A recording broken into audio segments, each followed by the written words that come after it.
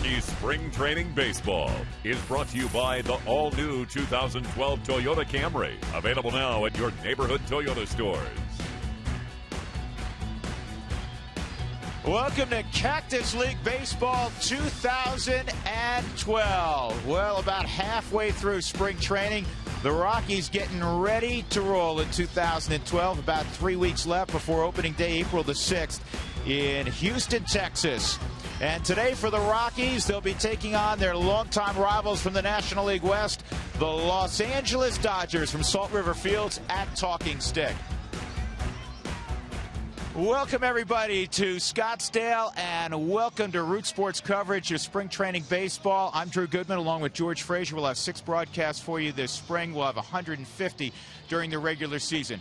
Now, with every team in baseball, when they gather in spring training, there are always some questions. The Rockies, of course, are no different. And this year, the focus in spring training is on the competition in the starting rotation. Absolutely it is, and you brought in a bunch of young players. You've got guys with power arms, guys that can go to the bullpen, they can go into the rotation. But when you look at this entire list, obviously I think Shashin's going to play a role, and he's going to be a part of this rotation. I think Guthrie will too. Everyone else on that list, they're going to have a chance to be a part of the wins and losses of this ball club for the entire year. Young arms, but I think the interesting part of this, what Dan O'Dowd did, most of the guys he traded with, they have options. So in other words, if they fail at the big league level, they can go to the minor league level. They're pitching well. Somebody else is not. There's a lot of interchangeable parts in this rotation. There's one guarantee in baseball. The 25 that break camp in early April, you will need plenty more to get through a 162-game season. And by the way, Tyler Chatwood has really been impressive. Drew Pomeranz so far in the spring has really been impressive. Today we're going to focus on a guy that's been impressive, though he's pitched in tough luck with the Baltimore Orioles the last few years, and that's Jeremy Guthrie. 3 of the last 4 years, he's been the opening day starter. We'll see him this afternoon. Well, then he'll be the opening day starter with this ball club, I think. And I think you look back to it when he was in a Baltimore uniform. Let's be honest, 154 starts. You look at his record and you're saying 18 games under 500. They're not a good baseball team. They were not a good baseball team. Obviously, they made a lot of changes to try to get better. I think, too, with Guthrie, when you look at the division he pitched against as the #1 guy, you're going against Price. You're going against Sabathia. You're going against Beckett. You're going against guys that are winning Cy Young awards, and it made it difficult for him. He's going to win a lot of games in this uniform because I think he has the offense and the defense, because he's a contact guy, to win baseball games. Over the last few years, he had some of the poorest run support in the American League. And as you mentioned, when you play in the American League East, it is not a lot of fun. So Jeremy Guthrie will get 5 innings of work this afternoon. When we come back, we'll tell you about another position battle as we get you ready for spring training baseball. Rockies and Dodgers from Scottsdale.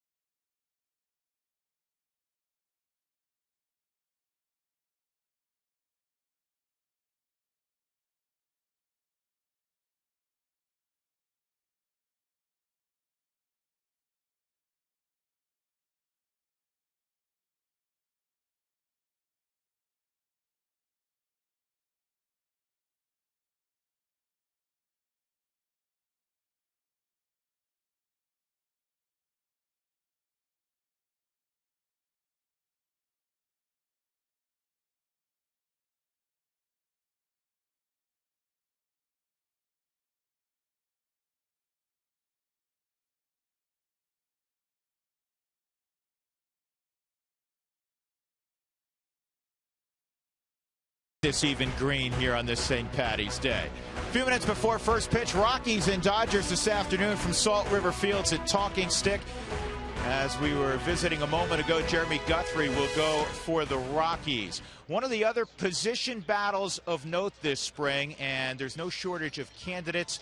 third base. For more on that story, we welcome in Jenny Cavnar. Jenny? Yeah, a long list of names for that third base position, Drew. In fact, Thursday was the first day of cuts here at Rockies camp. The roster down to 48 players battling it out for that 25-man roster. We're just about 2 weeks away from that. But when you take a look at this third base battle, the organization's top prospect, Nolan Arenado, he's on the top of that list. He's logged 71 innings this spring. He's been watched very closely, but will most likely start the season in the minor leagues to log some more game time. Casey Blake was brought in the offseason as a free agent. It's going to come down to health for Blake. He had neck surgery, and he's experienced some neck stiffness during spring training. So the race tightens with several other candidates. Another former top prospect was Brandon Wood. Brendan Harris is a former teammate of Michael Kadyr's with the Twins. Kadyer gave his stamp of approval, citing Harris's versatility. And when you talk about versatility, Drew, you have to talk about Jordan Pacheco, as he can play third, first, and catcher. And then you add in utility player and Chris Nelson. He'll be starting at third base today. So when it comes down to it, the decision may be more, how much bang can you get for your buck at third base? Well, as you mentioned, and you detailed it very well, there are a lot of candidates, a lot of good-looking young players. Jordan Pacheco's hitting .450 this spring, by the way. We have baseball next. Come on back with us.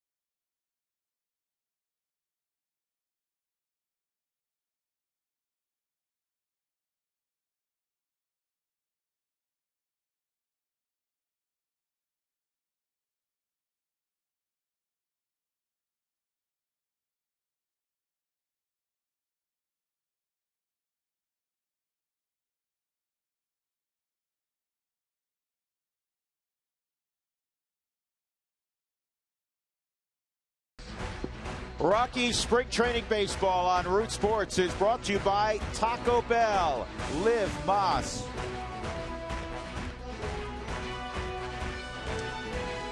But yesterday the temperature was in the mid-80s. Today it is much cooler, and there is supposed to be rain moving in, not this afternoon, but this evening and into tomorrow, and it's going to cool off considerably. D. Gordon, the son of Tom Gordon, will lead things off for the Dodgers. You got to like their St. Patty's Day unis. They got the green top. The Rockies wearing the hats with the green CR. Mark Ellis, who did a nice job with the Rockies last year, will bat in the 2-hole. He comes over to the Dodgers, signed a 2-year deal. Andre Ethier trying to battle back from knee surgery. He'll be in right field. Adam Kennedy will be at first base. You know Matt Kemp will be there once the season begins. Juan Uribe will, when I say first base, I mean cleanup hole, by the way. Adam Kennedy, a veteran. Juan Uribe, a veteran at third base. Tony Gwynn Jr. will play for Matt Kemp in center.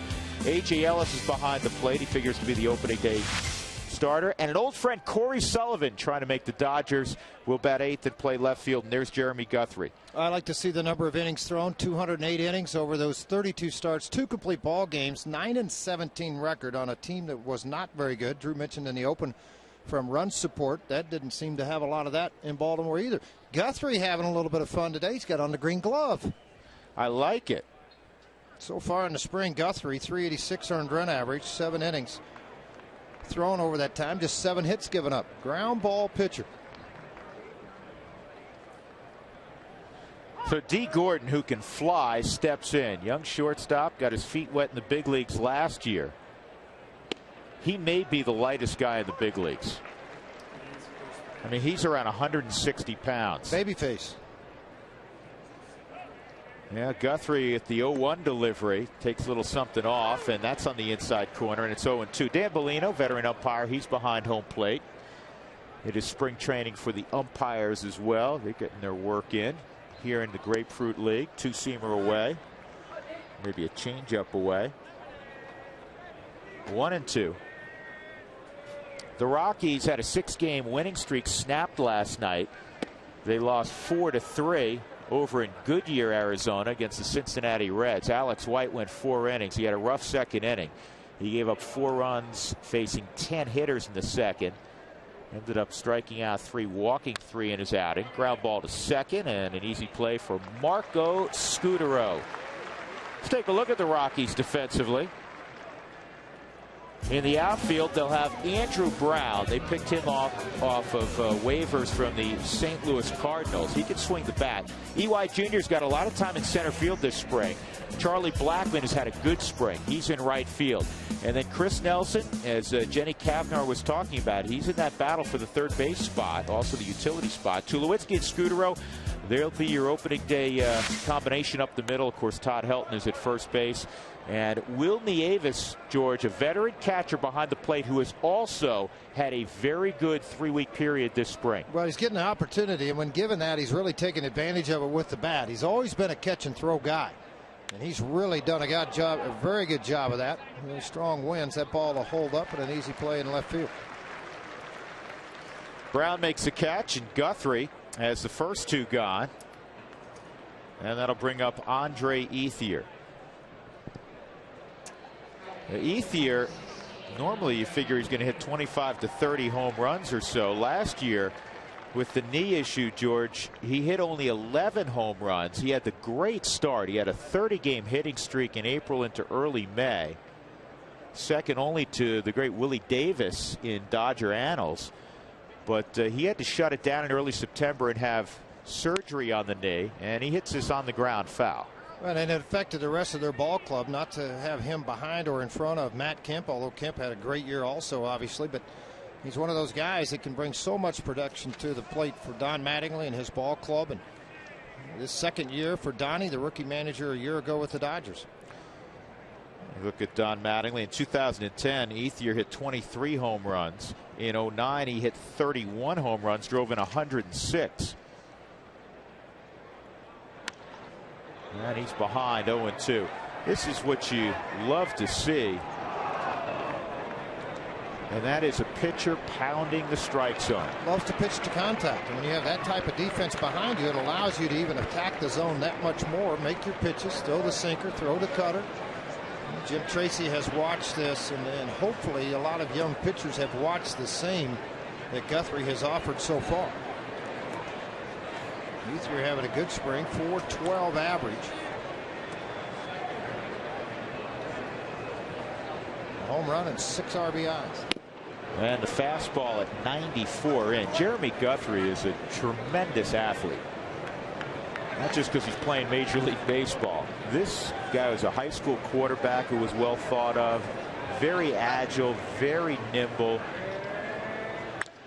And this is lined to left, and that is a fair ball. It'll be a double with 2 outs for Ethier. I like the touch on St. Patty's Day, George. We have green bags. Pretty nice, huh? Yeah. Green bags, green jerseys, green gloves, green CRs. You got a little bit of everything working today. Well, this guy got to even 294. He tries to go with the sinker down and away. Just a very accomplished hitter at the plate. Takes the sinker, is able to elevate it and drive it down that left field line. Gets caught up into the bullpen. Double either way. Yep. So with 2 outs and Ethier at scoring position, here's the longtime big leaguer Adam Kennedy. Some outstanding years in Anaheim with the Angels, and he takes a strike at 93 at the knees.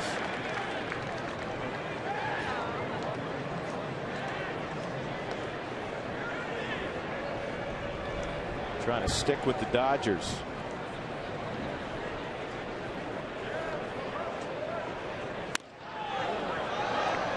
And a little tardy there at 94, so it's a quick 2-strike count on Kennedy.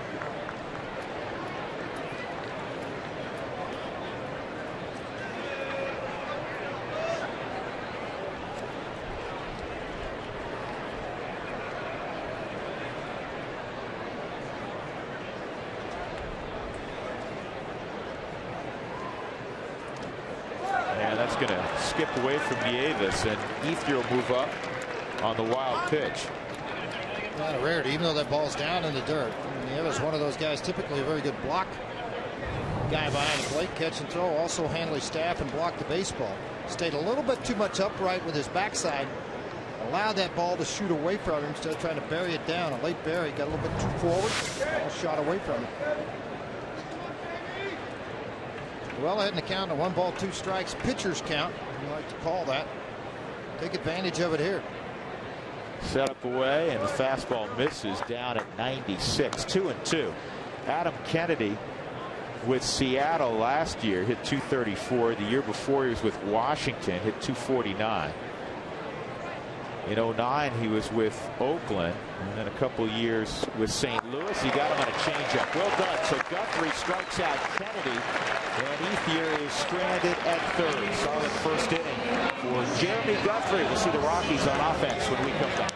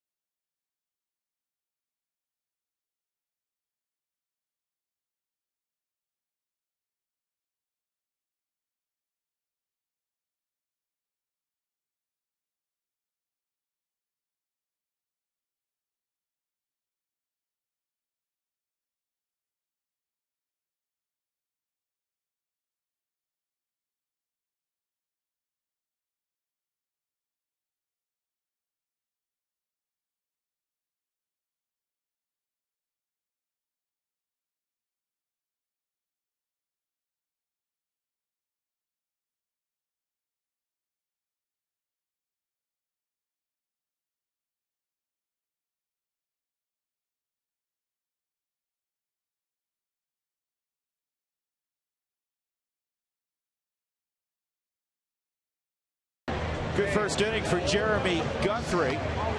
Gave up a 2-out double to Andre Ethier, and then was able to strike out Adam Kennedy. Nathan Eovaldi will be on the hill, young right-hander for the Dodgers, and Eric Young Jr. will bat first for Colorado. He'll be followed by Marco Scutero, who figures to get a lot of time in that 2-hole this year. Then Charlie Blackmon, who's been very good this spring. Tulowitzki, Hilton, Chris Nelson, Andrew Brown, Will Nieves, and Jeremy Guthrie. We'll face the right-hander Eovaldi. Good arm, just like a lot of these guys Dodgers have been able to produce over the years. Repeats the delivery well over the top. He'll have sink and run to the fastball. And George, he got some big league time last year. Yeah, 6 ball games, 1 and 2, showed a very good earned run average. Struck out 6 5 2/3. Eric Young, slow roller, it's short. Able to get the ground ball out to start this bottom half of the first inning. You see the 6 strikeouts in 5 2/3 innings. He doesn't walk people. He rarely gives up the home run. That's where the sinker plays a huge role in his success. So with 1 out, that'll bring up Marco Scutaro. One of the issues for the Rockies offensively last year was missed opportunities in moving runners up at times, hitting in the clutch, grinding out at bats. I think one of the keys you just said there, Drew, the grinding out of at bats, the number of pitches thrown by starting pitchers, particularly at Coors Field. And Jim Tracy wants to see the 4-pitch at bat turn into a 5.5 pitch at bat on the average, just because obviously you get rid of a starting pitcher early in the ball game. Well, that's Marco Scutaro. Marco Scutaro, Michael Kadire, 2 guys of note brought in by Dan O'Dowd that have a history, a long history of doing exactly that. We call it professional at bats. Scutaro last year with the Red Sox hit .299. He's going to hit behind runners. Well, and a lot of that is the protection you have behind you. And you say, well, what do I want in a 2-hole hitter? I want a guy that's going to work counts. I want a guy that's going to get on base. I want a guy that can be able to bunt, hit and run, move guys over. And then when you have Charlie Blackmon behind you today, most of the time, obviously, Carlos Gonzalez, then Tulowitzki. The pressure mounts as you start to go through this lineup. Scutaro originally hails from Venezuela. He makes his home in Florida. Last couple of years with the Red Sox, a career .270 big league hitter. He has a little bit of pop. He had 11 home runs 2 years ago, 12 home runs with Toronto in 2009. And that's down. And it's 2-2. And you look at his last 3 years, pretty solid guy, George. He gets on base. You can see for where he hits in the lineup, knocking in 50 to 60 runs. That's pretty nice. Well, you look at all those numbers. Consistency is what it shows me. All the numbers around the same area the whole time. Uribe with the throw over, quick exchange, and the out. 2 outs, that'll bring up Charlie Blackmon. And let's check the gloves for Los Angeles. Beginning in the outfield, Corey Sullivan, former Rocky, trying to catch on with LA. He's in left field, played a lot of center field in a Rockies uniform. Tony Gwynn Jr. is in center. Andre Ethier naturally in right. Uribe will be the opening day 3rd baseman for LA. D. Gordon will play short. Mark Ellis, of course, will be at 2nd. Adam Kennedy will give way to James Loney once the season is underway for real. A.J. Ellis is behind the plate. Swung on and missed by Charlie Blackmon. Completely healthy from that foot injury a year ago. And he had some really nice moments once he was called to the big leagues last year. He was solid with the bat, very solid with the glove. And he's put on, George, about 10 pounds of good weight. I mean, he spent a lot of time not only rehabbing, but in the weight room. He's thicker, noticeably thicker. When I saw him at fantasy camp this year, he was one of the campers that came in and obviously an instructor in this. And I saw him in the locker room one day, and he had his shirt off from working out. And I was like, man, you got big. His chest, his shoulders, his upper body, the lower half. He took that time during that injury to really work the other parts of his body to become a better player. And what I like about it, you haven't seen a loss of speed or mobility with him. No, he can run. He's got 4 stolen bases this spring. He scored 8 runs, which is among the Cactus League leaders. Good pitch by Eovaldi. Got in his kitchen at 95. 1-2. Talking to Ned Colletti, George, earlier today. Not a lot of battles for the Dodgers. They need another arm in the bullpen, so there's candidates there. Pretty much know what their rotation's going to look like. And this is a soft liner to center field that'll drop. So 2-out knock for Blackmon. See, a lot of people say, well, a little softball didn't get a lot of it. To me, it shows strength. The ball in on the hands a little bit, able to fight that off and get it into the outfield. for a base hit, keeping the ball in the middle part of the field. Well, that will allow number 2 to hit here in the first inning, Troy Tulowitzki. And that's a good thing. He comes to the plate with runners on base. That's a good thing. The final 2 weeks is when you'll start seeing the Tulowitzkis, the Kadires, Scuderos. You start seeing their extended time in games. You go beyond that 3-4 inning look, 2 at bat look. You'll start to see 3-4 at bats, playing 7, sometimes 8 innings as they near the end to get in complete shape for the season. And it's also very important for Jim Tracy to play his infield, especially his 2 guys up the middle together. So Tulowitzki and Scudero are like a pair. They're attached at the hip. And you're going to play your outfielders, your Kadires, your Fowlers, and your Cargos together. They were together last night over in Goodyear because you want their communication to be ready for opening day. There's other places you can mix and match. And as George alluded to, certainly later in games you still see a lot of that. But you want Tulowitzki and Scudero having a nice comfort level once April 6th rolls around. Well, knowing each other, where you like the ball on a double play, how you're going to turn the double play, are you going to flip it? You're going to flip it to me quick? Is it going to be an underhand toss? All those things you can practice, but until you do it in a game situation, it's a lot different. And here's a wild thing for Tulo, George. He'll be with his 6th different opening day second baseman come April 6th. Well, second base has always been a question mark for the Rockies, and where they've been able to find and develop within the organization. They're in the catching position. They feel like now there's a young man on the way in Rutledge that hit 340 last year in Modesto. He was a college player, very accomplished guy that played short. They're talking about moving him to second. And of course, Willeen Rosario at the catching position. Blackman going, and this is a pop fly to right, and it is playable for Ethier, and he'll make the catch. So the Rockies done in their half of the first inning. We'll go to the second. No score. Colorado and Los Angeles Cactus League baseball on St. Patty's Day.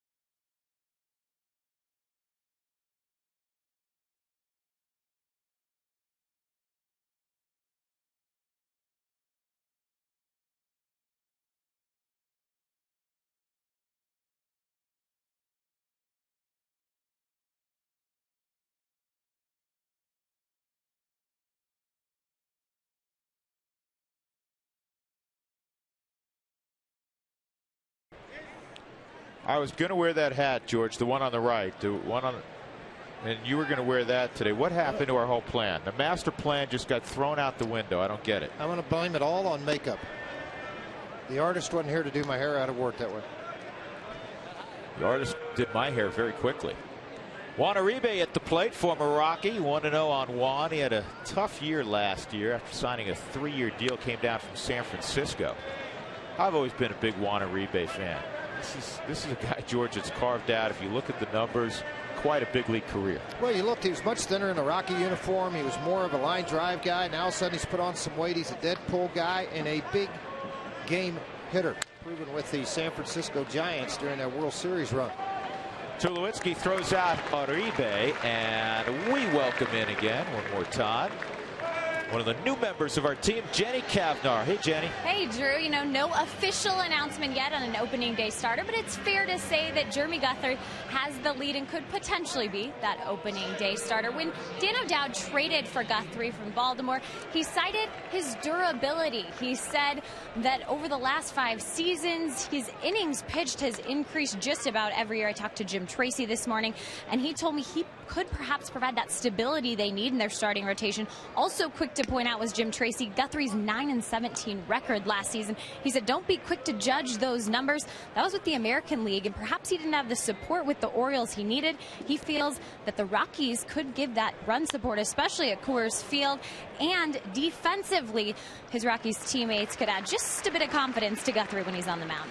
You know, Jenny, I'm glad you brought up that point. You look at a guy's record, and it can be misleading. 9-17. But Guthrie, over the last 4 years in the American League, had the 9th worst run support. With the DH. When the pitcher hit 9th all the time. It was with the DH. So it tells you a little bit of what they were going through in Baltimore as they were trying to fix that with young guys like Matt Wieters, who's an all-star and a great player. But you got to have other guys around those people. And a lot of times he just was not able to do that. A lot of ball games, 3-2, 4-3 losses. With some offense, turns into W's. That's what they're hoping here with the Rockies. He's got 2 quick outs as Gwynn popped out. 0-1 on A.J. Ellis. Good curveball. And Dan Molino felt it was a little bit high, so it's 1-1. See, the quick outs, the statement you made about quick outs is so beneficial to your offense. And when the other pitcher barely sits down, wipes his brow, and gets a drink of water and goes 2 outs already, yeah, you know, that plays a role with him too. And it's a quick game when he's on the mound, and that's what you like to have from the defensive perspective of the Rockies. He is a pro, and he's not far into pitching at altitude. His first year out of high school, he pitched in Provo. He was a member of the BYU baseball team. He went on a 2-year Mormon mission, and then when he came back, George, he transferred to Stanford. He is exceptionally bright. He was his team MVP in high school in football, basketball, baseball, and was also the class valedictorian. Give you a little idea of what you're dealing with Jeremy Guthrie. Dodgers go quietly and quickly in the second. Middle of 2, no score.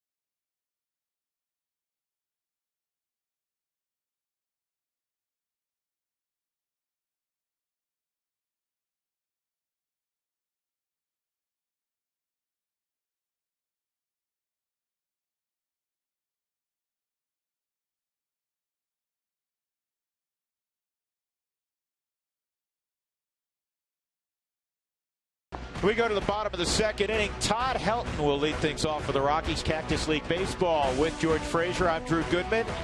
Jenny Cavnar along as well. We welcome you to Scottsdale on St. Patty's Day 2012. First to 6 this spring on Root Sports. And naturally we'll have 150 of the 162 on Root Sports during the regular season. Todd has had a solid spring, getting his work in. That's what veterans talk about. They're not worried about competition. They're worried about getting their work in, getting ready for day one. Well, it's funny because when I was here earlier, I saw him. He said, man, my swing really stunk today. I said, does it matter? He goes, you're right. I still have 3 weeks. And that's the way you have to approach it as a veteran guy. Now's what's happening, though, is that pitchers have gotten farther along. They're adding more to the repertoire. So now you'll get to see the hooks, the sliders, behind count changeups.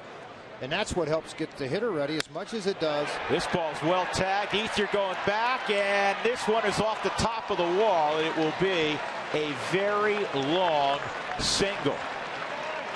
But in terms of preparation for Todd Helton, that was a good swing. That ball was smoked is what that was, and that's why it turned into a single. He went down and got a ball down on the inner half of the plate, sets back on that back leg, the high leg kick to help stay back longer and see the ball longer.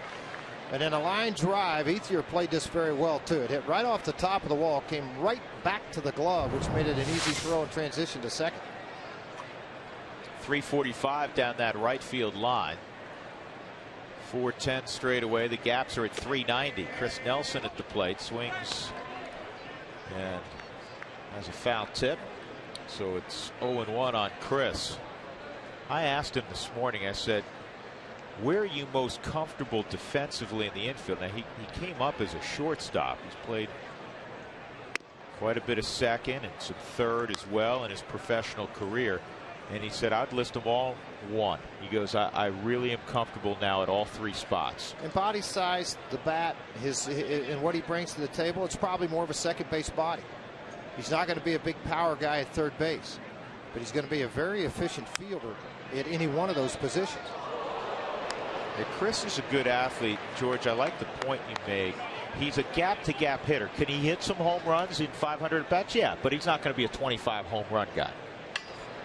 And usually at third base, you're looking for, those corner spots. You're looking for a lot of pop. Good eye. That pitch was away. But if you do all the little things right, and that's the line drive to right field, steal a base occasionally, make that good play for you, then he's a very good utility, if not third baseman.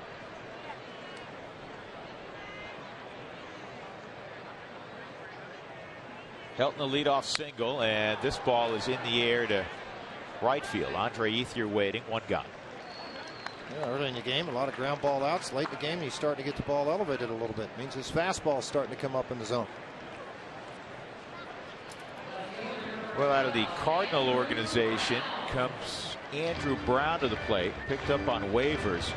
Andrew Brown, originally an 18th round pick out of the University of Nebraska, where he played all over the place. In fact, one year he was all Big 12 as a utility player. He has a lot of pop. 6 foot, about 190 pounds. And look out, the dugout. He has a good looking swing. Well, he's one of those accomplished players at the minor league level. Has he been given those 250 at-bats, consistent at-bats at the big league level yet? No. So it's a matter of him being able to get the opportunity to do that. And it's going to be difficult, obviously, with this ball club, but he could be a very valuable right-handed bat. One thing I think the Rockies are looking for is a right-handed bat off the bench late in the game.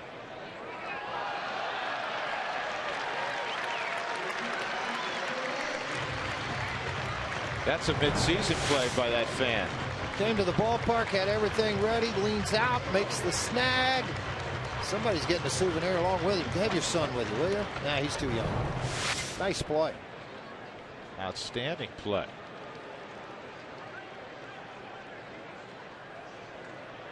Helton at first, 2 strikes on Andrew Brown. I was watching him one day a few weeks ago, George, take BP. He can put on a little show for you. Well, that's one of those things. You come in and you want to work on your batting practice, your left, right, hit behind guys, but then you want to see what they do when they turn on a ball. You want to hear that sound off the bat. You want to see the carry of a baseball. He can carry a baseball. Keeps his hands low, and he covers that pitch in.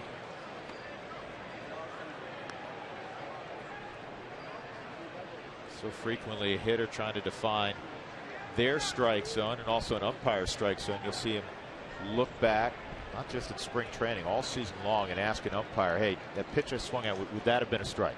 Well, they want to know because they wanted to figure out if I'm going after a bad pitch, good pitch.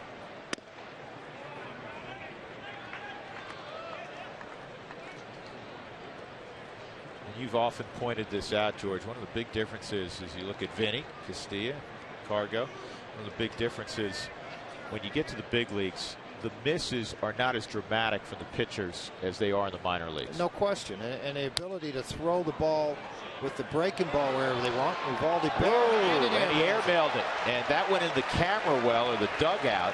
So everybody will move up 90 feet. Todd will go to third. And Andrew Brown on the error by Eovaldi will go to second. So 2 in scoring position now for Will Nieves with 1 out. As a pitcher, when you get a ball like this, you're thinking spectacular play, and the guy can really fly. I've got to rush everything. There was no crow hop. There was no setting of the feet. And everything that he threw uphill. And the elbow collapsed. The ball sails into the camera well, and everybody gets to move up, and an opportunity for Will Nieves to drive in a couple of runs here for the Rockies.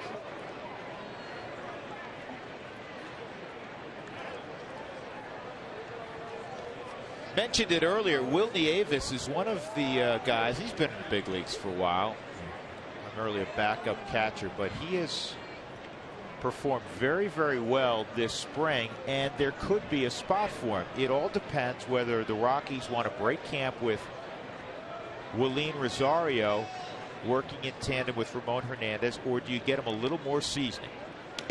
Well, this is a big at bats like this for Nieves because the guy hasn't played a lot. But you have runners in scoring position. There's 1 out. You're just trying to get a ball elevated into the outfield so Hilton can tag and come to the plate. Obviously, a base hit would be much better. Probably going to get 2 runs out of it. But these are those at bats you talked about earlier that they want to see improvement from the Rockies with men in scoring position. Last year in the Milwaukee organization had just 50 at bats in the big leagues.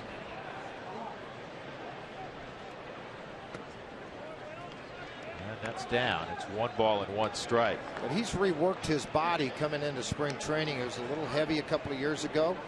All of a sudden things trimmed down. The muscles are starting to come back out again, and realize that I need to change maybe what I'm doing in my game plan coming into spring training. And it's shown, and it's affected the way he's played. It's been outstanding. 34-year-old veteran. Big leagues with the Padres, the Yankees, the Nationals, and Milwaukee. 751 at bats at the big league level, just a .221 hitter.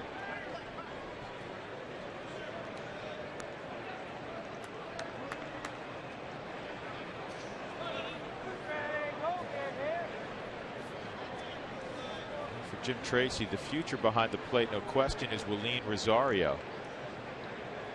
When that comes, that's a good job by Nieves covering that pitch. Still to be determined. Rosario hit a long home run a couple of days ago, his second of the spring. He's the only Rocky who has more than 1 home run so far this spring. Jordan Pacheco can go behind the plate as well. He's playing everywhere, George.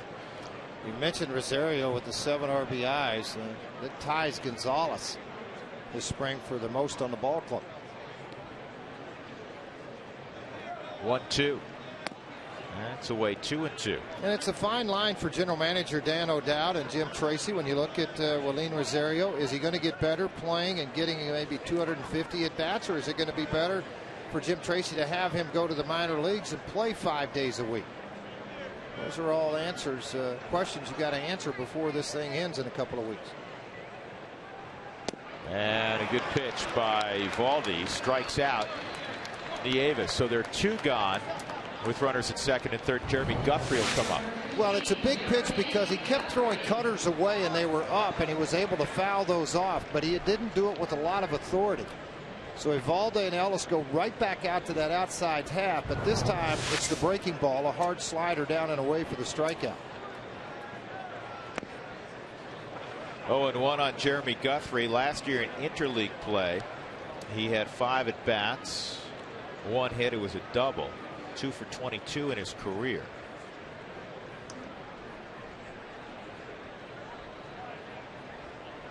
And he tries to bunt his way on, but it goes right back to Eovaldi. So the Rockies will leave 2 in scoring position. Helton had the leadoff single through 2 innings at Salt River Field. No score. Rockies and Dodgers.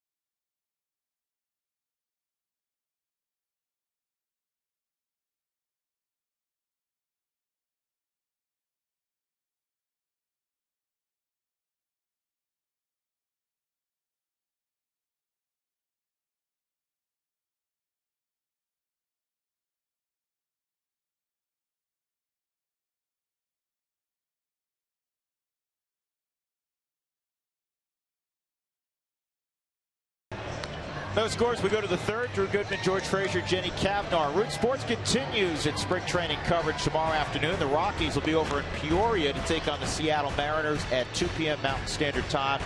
Watch the team as they prepare for the 2012 season right here on Root Sports. So more Rockies spring training baseball, Rocks and Mariners tomorrow again, 2 Mountain Time. George, you know what I'm going to do for you because I love you. You know what I'm going to do? I'm going to give you a ride over to Peoria. I know how you drive. You run red lights. You don't pay attention. You talk on the phone. And he does text while he's driving. So I'm not riding with you. Well, you know what? Good. Instead, I'm riding with Joel. No, you're riding with Joel. I took Joel today. Joel Klatt, newest member of our team. He was with us a couple of years ago. Joel's handling pre- and post-game duty this year. I got to lose his glasses. Yeah, that looked. And Joel, you drove with me this morning. I did. I did. Did we run any red lights? We did not, but we were late because we had to stop for coffee. Imagine that. We went to Starbucks. That's right. I wasn't complaining. I needed it too. You had your hand raised, my friend. That's true. That's very true. Did you get a little Andy Pettit feeling today? I don't ever get that again. But, you know, Pettit goes down as a special advisor, throws a little bullpen. All of a sudden, he's got a $2.5 million contract with the Yankees. I thought, you know, from your experience of playing a couple years in the minor leagues, spring training's going on in the backfields, you probably went back and watched and said, nah, I kind of like where I'm at. Yeah, I definitely like where I'm at. There's no question about that. But it is a little nostalgic to see those guys. You know, they always got the gray pants on. You know, the minor leaguers from the big leaguers because the minor leaguers got the gray pants on. And if they're hurt, they got the white pants. They match the coaches. Right. Yeah. Corey Sullivan bounces one to Todd. Guthrie with the good speed over to first base. PFPs, they do a lot of that in spring training. Pitcher, fielding practice. And, of course, Joel Klatt played 3 years of minor league baseball in the Padres chain. And then, if my recollection is accurate, you went and played a little bit of football. You did the Chris Wenke thing and showed up in Boulder. Played a little quarterback there, did you not? I did, and that was, I got to tell you, I was one of the fortunate ones in life that got kind of that second chance to go back and have a little bit of a second career athletically at the University of Colorado, and can't even be here without saying good luck to the Buffs tonight in the round of 32 against Baylor. You know what? That will be seconded right here by me, by Frazier, by our whole crew. Tad Boyle's done a fabulous job, and hopefully get after the Baylor Bears tonight. Evaldi hits it to Todd as well. 2 outs. Boy, Guthrie first time through the lineup. Frazier can't be better. No, making it really easy on himself. A lot of ground ball outs, keeping the ball down in the zone. Even when the ball's in the air, it's typically a jam shot or it's off the end of the bat. So those are good signs. Movement and life on the fastball.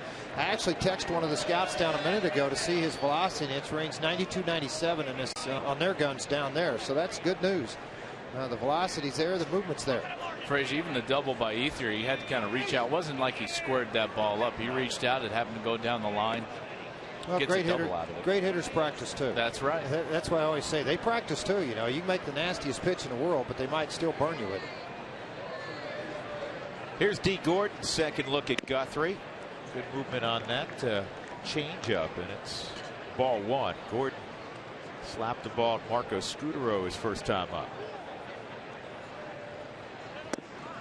And he doubled up on it. I love when pitchers do that, George. I don't think enough pitchers double up on their changeup. Well, they don't, and it's the greatest pitch in baseball if you can master it to throw it behind in counts when you do miss, and you can have the ability to, what Guthrie just did, change the wrinkle to the changeup. He was able to fade one, then he took one where he really pronated to the inside. He got a late dip on it. Bob Apodaca, it was a learning really an experience for him with Guthrie. What do you throw? When do you throw it? What's your situations to throw it? Bob does so much of the preparation for pitchers and getting them ready for every start. Safely through the third inning for Jeremy Guthrie. 3 weak ground balls. Happy St. Patty's Day again, everybody. Back in a moment.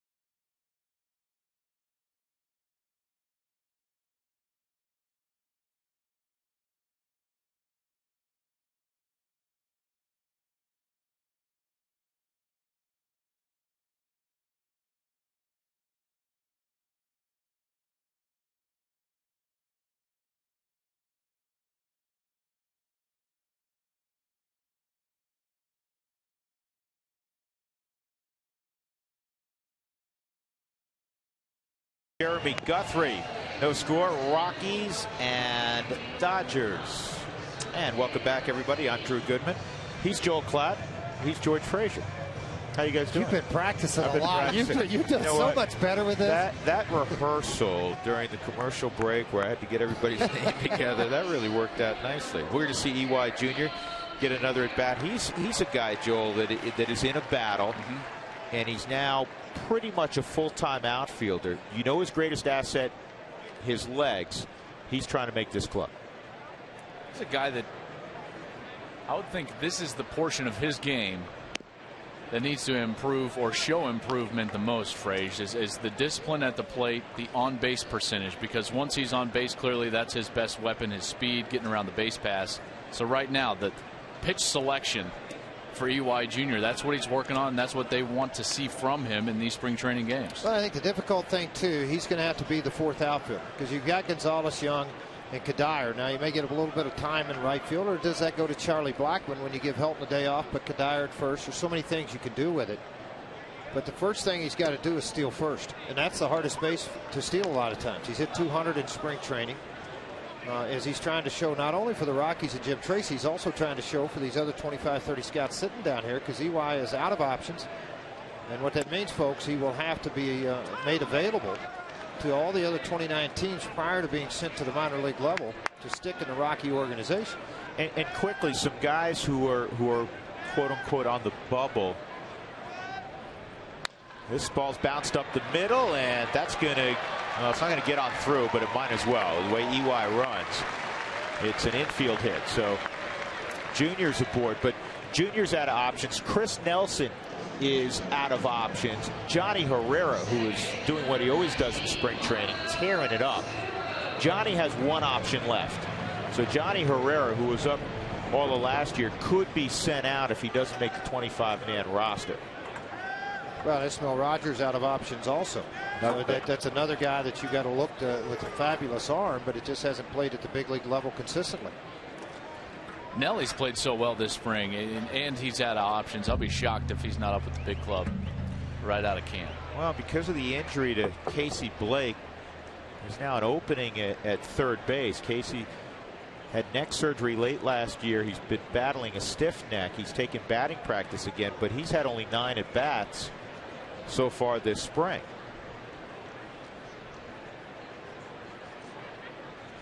Marco Scudero taking a strike.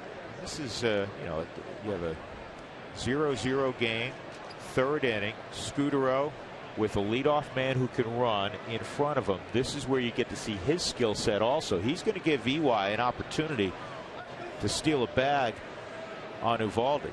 Well, I played on teams at the major league level that had speed. The Cardinals, the Cubs. Larry Boa hit second a lot of times with the Cubs. Bobby Denier was a leadoff man. I'm bringing out some names in the past, but it wasn't up to a manager to necessarily put on the hit and run. The two players did it between themselves and put on a hit and run. Or I'm taking the pitch. I'm stealing on this pitch. To not swing and foul a ball off. You know, a lot of times guys will try to protect and they'll foul a ball off, and then you're jogging back to first. How about the holes in the defense? The right side right now. Third baseman all the way in Uribe. Lots of places for this ball to go. And Scudero, who has that great eye, takes away 2-1. Now, for years, this has been known as the action count.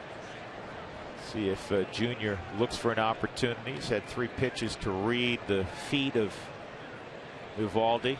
5 bags so far this spring. Number 2 in the Cactus League in that department for Eric Young Jr.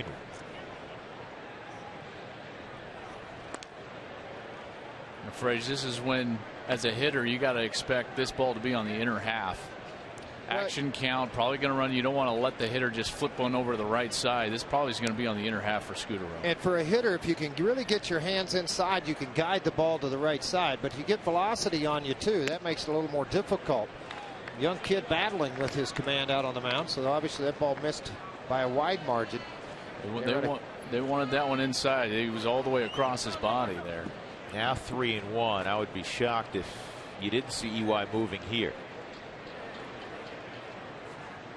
You have that great speed at first, George. There's a tendency for a catcher to call a lot of heaters, pitchers to throw a lot of heaters. There goes EY, and it's bounced through the left side. Well done. Junior kind of slipped going around the green bag at second and shut it down. It's a tough place, even with Junior's speed, to go first to third because the ball's right in front of him. Yet a hard-charging Corey Sullivan who can throw in left field. Well, it's a pretty good chance you're going to get thrown out because everything's right out in front. He's charging the baseball. When he saw the ball hit on the ground, he's coming from left field. The ball scoots through. See Sullivan coming strong here, and he does have the good arm, a right fielder's type arm in left field today. But a classic at bat by Scudero. Terrific professional at bat. Understand where the pitch is going to be. Didn't try to do too much with it. Just hit it where it's pitched. It's a single. Now you're set up first and second here. And hit the top half of the baseball. You got a runner moving. Here's Blackman. He had a single to center field his first time up. No score. Rockies half of the third inning. 2 on and nobody out.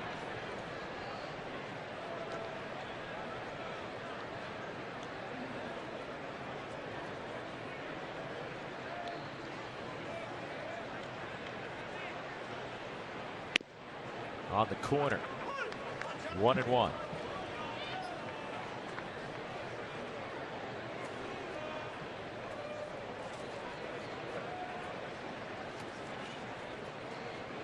Blackman, a career .316 hitter down under in the minor leagues.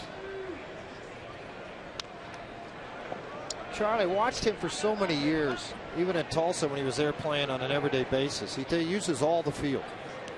He's not necessarily going to be a big-time power guy, but he can hit a lot of balls into the gap. He can drive in some runs. He's very versatile as far as defense when he play all 3 outfield positions, and has a great attitude about what he's doing. Now, one of the big things Carney Langsford has preached all along since he got here a year ago is use the big part of the ballpark and use all of it, foul pole to foul pole.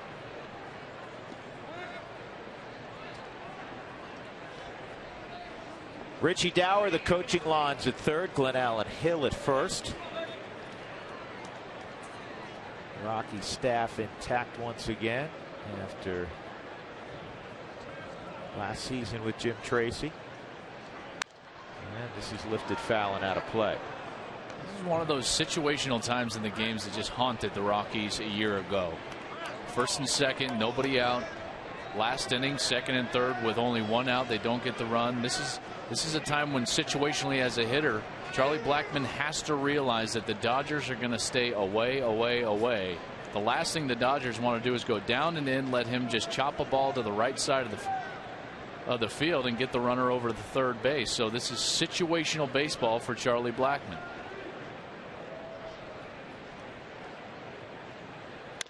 Up the middle, grab by Evelyn. He's going to go to third.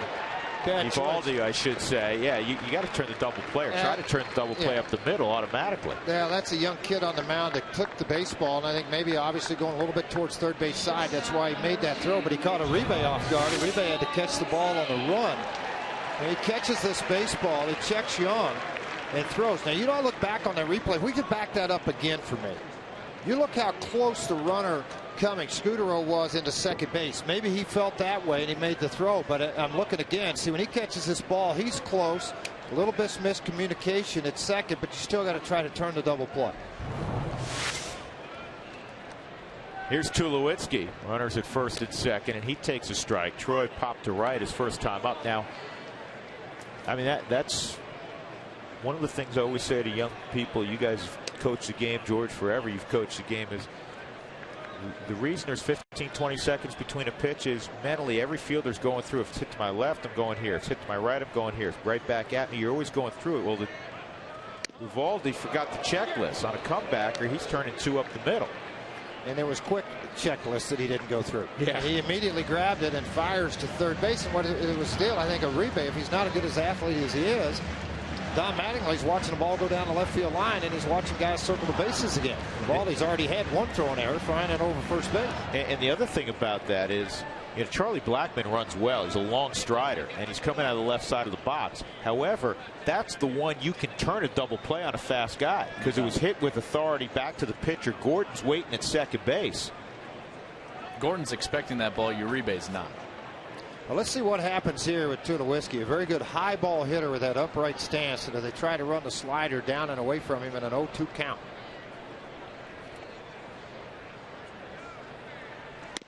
Well, they try to bust him in at 95. Uvalde with a good arm. Yeah, trying to give him the manicure in hard. Now see if he works down and away with that hard slider that he used to strike out Nieves with in the previous inning with runners at second and third.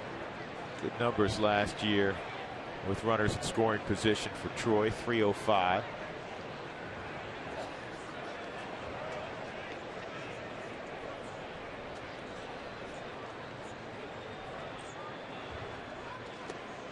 Well, he went slider, George, but he missed by a bunch. Now you're back in the count at 2-2. Well, the funny thing with a young pitcher, he's saying he doesn't trust the slider.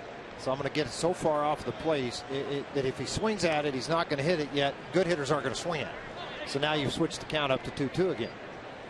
It's like the old 0-2 waste pitch. You throw it 3 miles over his head. There's no reason for that. I see the sign and I'll throw it because I know I'm supposed to. Wasn't even close though. 2-2, 2 on, 1 out, no score. See, a lot of times when you do what he just did, he wasn't confident. But if you're a hitter, but if you're a hitter and you're paying attention, Ellis had lifted the left knee to move to the inside part of the plate. So as a hitter, when you saw him spin, you just glance. Now you go, okay, are they coming? Then I'm going to look for the ball back in again. Now, if Ellis is smart, he'll go the other way. Nope, going right back in again with a heater. Scorched down the line, just foul. Well, George, you were right on top of it. They came in. He got the barrel out. They got it out in a hurry on a pretty good fastball. Those are the little things of the game as a hitter that, if you're sitting at home watching a game, you don't notice Ellis's knee coming up and moving to that inside part of the plate. But as a hitter, when you saw him spin, you automatically look back to see if your catcher has moved early. Just foul. Plus, Fresh, that slider so far out of the zone on the last pitch. Tulowitzki had to know that ball's coming back in on the inner half. Well, if he hadn't shown one for a strike yet, and I haven't seen, my memory's telling me I haven't seen one slider thrown for a call strike yet. Everything's been off of the plate. We had to swing and miss on Nieves, but it was not a strike. It was down in the strike zone. That's the other thing you put into the hitter's mind. Show me you could throw your secondary stuff for a strike, and then I'll be aware of it. Till then, I'm looking heater. 2-2 on the ground to third. Good pickup by Uribe, and on to first, safe there. Tell you what, that was not an easy play by Uribe. You never get to pick your hop at third anyhow, but Uribe's good hands for playing shortstop all those years paying off for him there. Well, his range has diminished a little bit, but the hands haven't slowed down, and that's a reaction to the baseball. The quick throw into second base to Ellis. Yet, because of the high hop and a little hesitation here by Uribe, there's going to be a very difficult chance of turning that double play ball. That whole scenario just got me excited for baseball. I mean, that's nice, clean baseball, right? How about the turn, the hustle from Troy, everything about that? That's what's beautiful about spring training, watching these teams and players get ready. The fun part of the game is to see it played right. And Helton works underneath this one. Evalde is going to get out of this mess. First and second, nobody out with the middle of the order coming up, but the Rockies fail to score. Couple hits, couple men left. We'll go to the fourth on St. Patty's Day.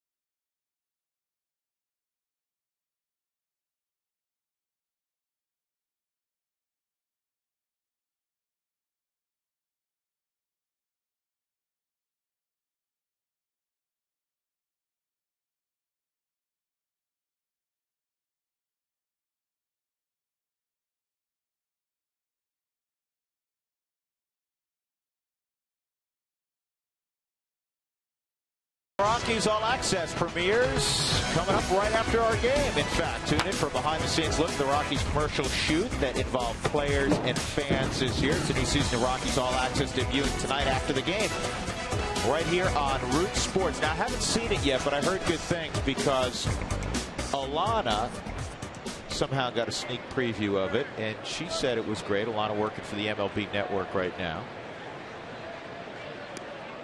Curveball's a little bit high. Ball one on Mark Ellis. Mark did a great job in a Rockies uniform last year. What a pro. What a good guy. Play the next couple of years in a Dodger uniform. South Dakota native. He went to Gainesville and played at the University of Florida. 2-0 on Mark. He had a fly ball to left his first time up.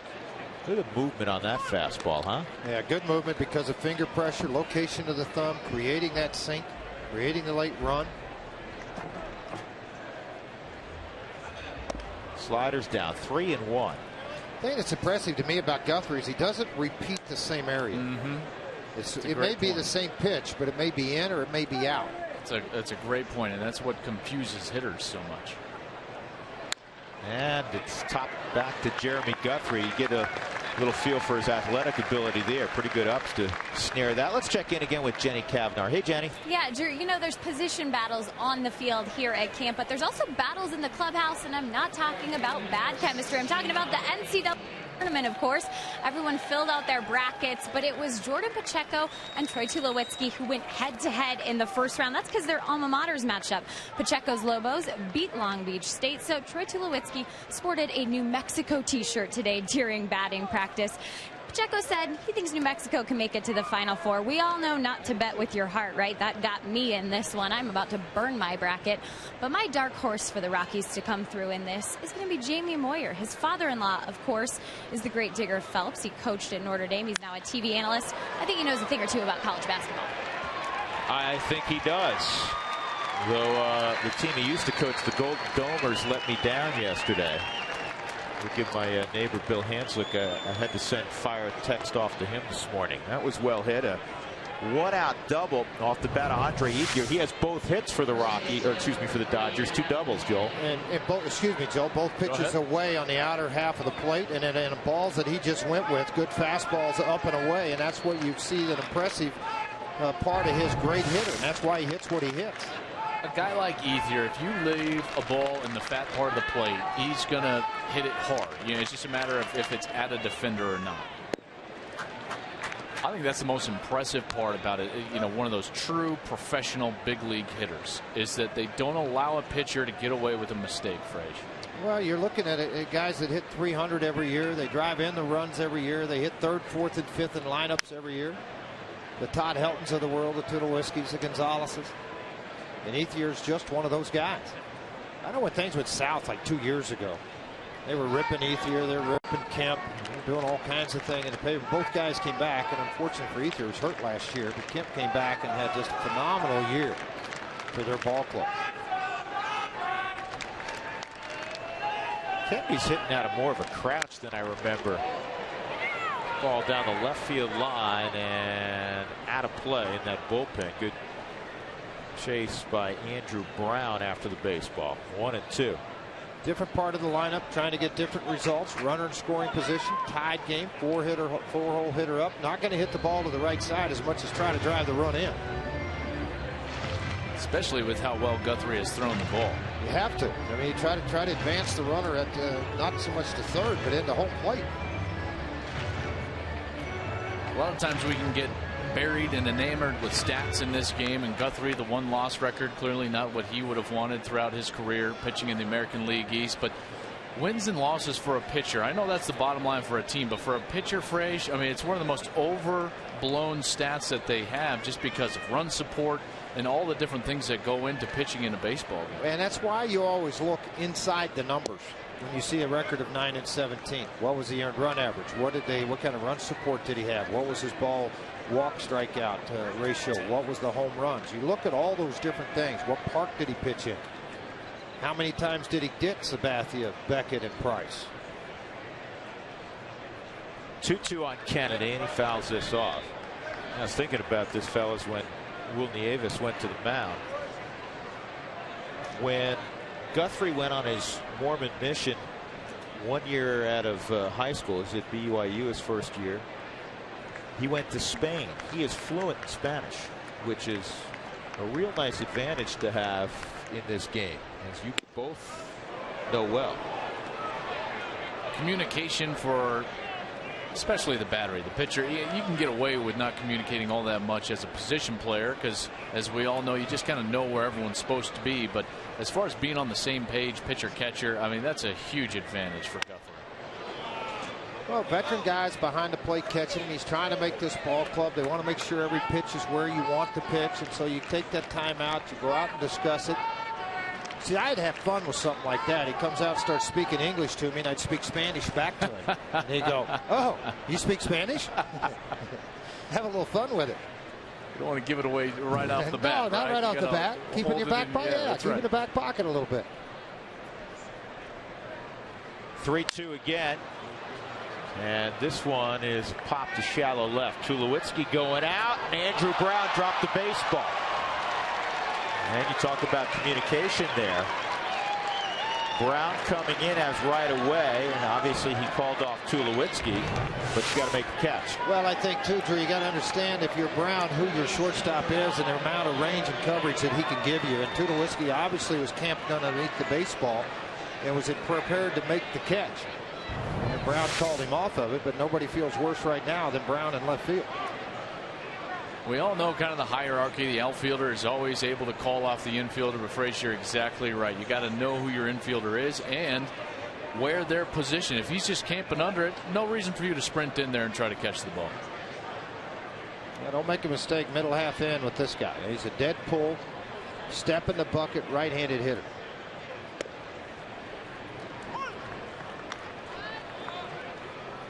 Uribe bounced to short his first time up. 0-1. First 3 innings a breeze for Guthrie. Not only the results, but low pitch count. Well, there's 2 hits given up. The guy at second's got them both. Doubles down the opposite field. That's a good look at slider, and he went around. 0-2. I'd love to see him go right back at that one, George. Hard slider down and away. Well, the thing is with him, and I mentioned it before the first pitch thrown, he is a dead pull, step in the bucket, right-handed hitter. His front foot's going to fly. If you go inside, you better come in way off of the plate, because he will get the bad head to the inner half on the ball.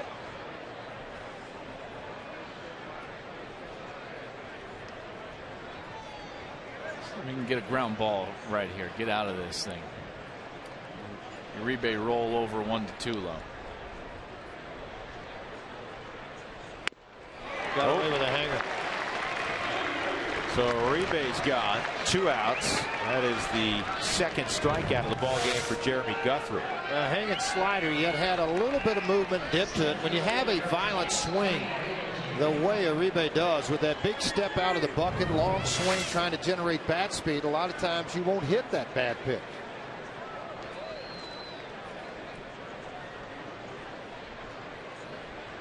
Tony Gwynn Jr. at the plate.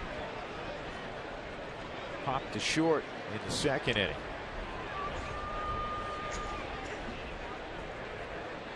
Fourth outfielder last year for the Dodgers.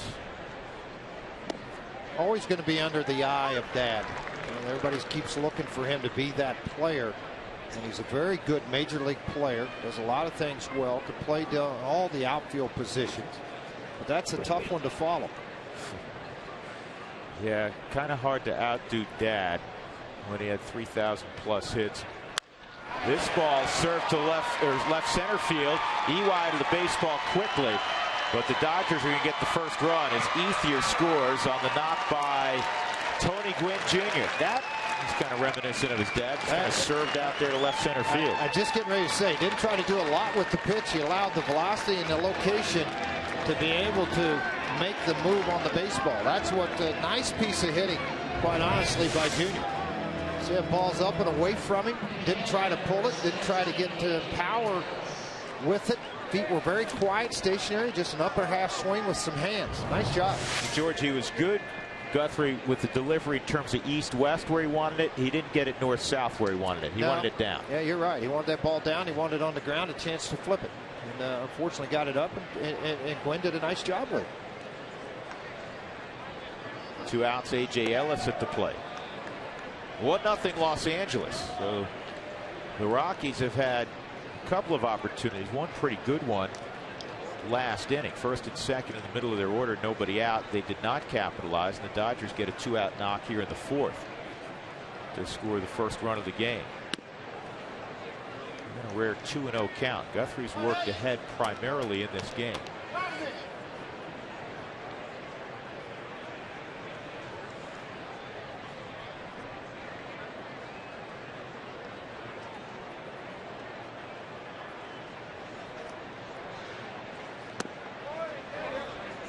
It's 3-0.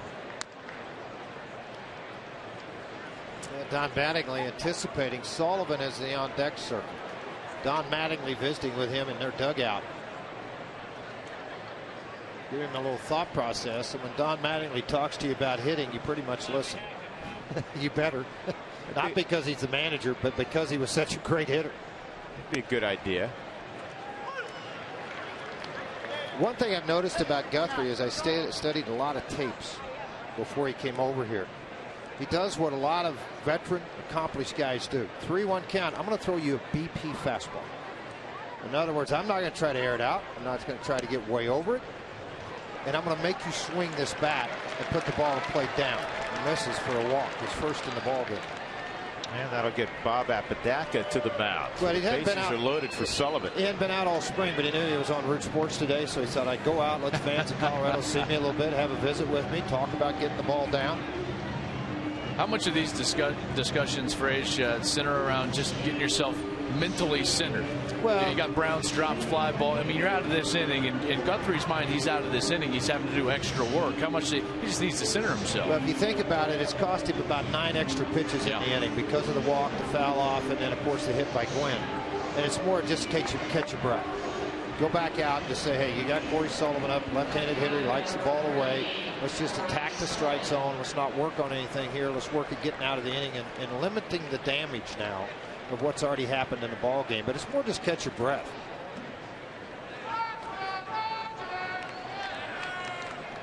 With a lot of young kids, they get frustrated and they try to throw harder. Typically when you do that, that's when you lose command of the ball in the strike zone. Sullivan lines one, but right at Todd Helton. So Jeremy Guthrie gives up a run on a couple of hits. There was also an error in the inning. 1-0 Los Angeles as we go to the bottom of the 4th.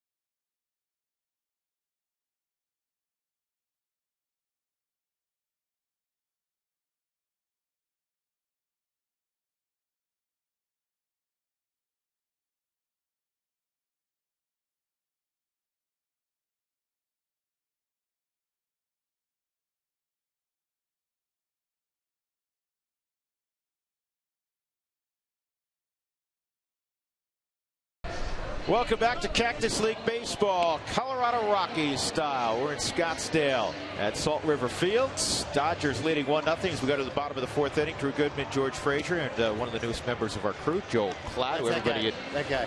The Rocky Mountain region knows. You know, you're a lot better looking without that mask thing on. That's you know? that's right. Ready to say, I'll say that. You know. He and Sarah, his wife, are the proud parents of Henry, who's 9 weeks old, so he's a new dad. I am, and did you bring her down with you? I did, and it was Henry's first flight. It was Henry's first flight. He's loving it. Man, we could not be happier. Everyone kept telling me before Henry was born, you know, your life's going to be different. It's going to change, all this stuff. And I never really understood what that encompassed until obviously Henry was born, and finally got to hold him, hear him cry, and it was just like, my goodness, that. Now I absolutely understand what everybody talked to me about. Your life will never be the same. And it won't be. You know what? Best thing in the world, though. New pitcher is Fernando Nieve. His career, you look at the numbers, 99 ball games, 19 starts, an earned run average at 4.61. He's thrown 185 innings, a lot of that out of the bullpen. Well, his last outing was Tuesday against the Rockies. Went 2 1/3 scoreless, allowed a couple of hits. So far, the Cactus League hitting just 200 against Nieve. Chris Nelson, Andrew Brown, Will Nieves scheduled. Nelson hit a fly ball to right his first time up, and he's ahead 3-0 in the count. Guys, I constantly go back to 07-09, the successful playoff years for the Rockies. There was a young player in each of those years that stepped up and really provided a lot of energy. Of course, in 07, it was Troy Tulowitzki. In 09, Carlos Gonzalez, with one of the most amazing postseason series that I think any of us have ever seen, especially even in a loss. But is Chris Nelson possibly that guy with Casey Blake? That ball is scorched to left field. Blake battling injuries, Drew. Nelson playing very well this spring. You just get the feeling like this is one of those years where he could possibly break out, a former first-round pick. Well, you hope he does. I mean, all the talent is there. The opportunity has not been there for him to be able to play and put together a number of at-bats, and you would like to see that happen from Mr. Nelson. He's a great kid and really loves playing the game of baseball. I think he'll be in the big leagues. It might not be in a Rockies uniform if they have to send him out, because I think there's other clubs that would have a strong interest in Chris Nelson. You bet. His versatility is going to help him. Andrew Brown at the plate, outside ball one. In fact, Chris was telling me this morning, Mom and Dad are in town for better part of a week, so that's always nice. Yeah, Dad and Mom start picking up the check. It's a great thing. I've been going through that the last 2 or 3 days with Parker. Oh, you're in town, we're going here. And the reference by George to his son Parker on the minor league side, headed to Tulsa this year, starting rotation there.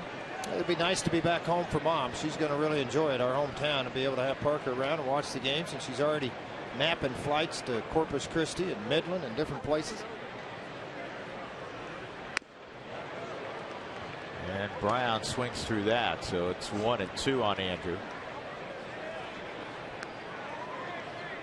Get the feeling that play in the field has crept into this at bat. A little shake of the head.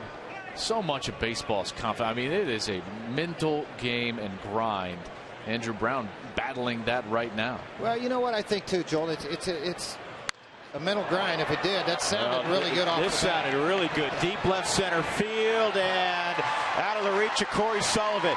And at third base is Chris Nelson on the double by Brown. So whatever the second swing looked like, the third swing looked pretty good, didn't it? That shake of the head sure worked, because he squared that ball up. For a moment, I thought that might reach the grass in left center field. Got a fastball up in the strike zone. He's missed up consistently. He did with Nelson. He hurt him with a single. This ball off the wall in left center field. So now you get the opportunity with Nieves again with second and third. He struck out in his previous opportunity. You hope you come up with better results in this at bat. A common theme here. All the balls that we've seen hit hard today on either side. What do we continue to say? The ball is left up over the fat part of the plate, and what does the hitter do? He doesn't try to do anything with it. He just hits it where it's pitched. Will Nieves, and a line shot that's gloved by Adam Kennedy at first. So 1 out. Runners at second and third, and Jeremy Guthrie will come up. This happened to the Rockies in the second inning. They had runners at second and third with 1 out. But again, you're at the bottom of the order. The inning that they'll lament later on, they wish they got something done, was the third inning. You had runners at first and second, nobody out. Blackman, Tulowitzki, and Helton coming up.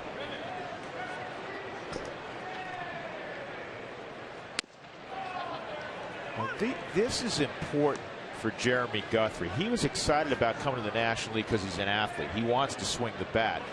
So these aren't throwaway situations for a guy who's like, well, I'm a starting pitcher, it doesn't matter. This is of profound importance to Jeremy Guthrie, his work offensively, and he knows that he can help himself and his team win a ball game in the National League. And for me now, look, breaking ball. I mean, I know from personal experience, in this situation, second and third, I'm not going to give you anything straight to swing at. If you do and he gets a base hit, shame on you as a pitcher. You should throw nothing but spinning, breaking balls and make him do it, and he hit it. And you know what? He's going to get a run home. That's well done. Guthrie really moving up the line. I told you about his athleticism. Makes it a fairly close play, but because he got that ball in play, the Rockies tie up the game. That's a terrific at bat for a kid who hasn't had a lot of at bats in the big leagues. Big key for me, an 0-2 count. You know the breaking ball's coming. He shortened it up on the stride, not a big stride at all, and see the half swing, trying to make just solid contact. You don't see a full swing, but you see this ball make contact. It's just kind of a swat of the baseball, trying to make that contact, hit the ball up the middle. A run scores, the out happens, but now with 2 outs and a runner at third, you're at the top of the lineup and a chance to take the lead, and EY with a base hit up the middle. And I'll tell you what, obviously the right side of the diamond is back. EY has the ability to bunt the baseball well. Uribe is about a step in at third.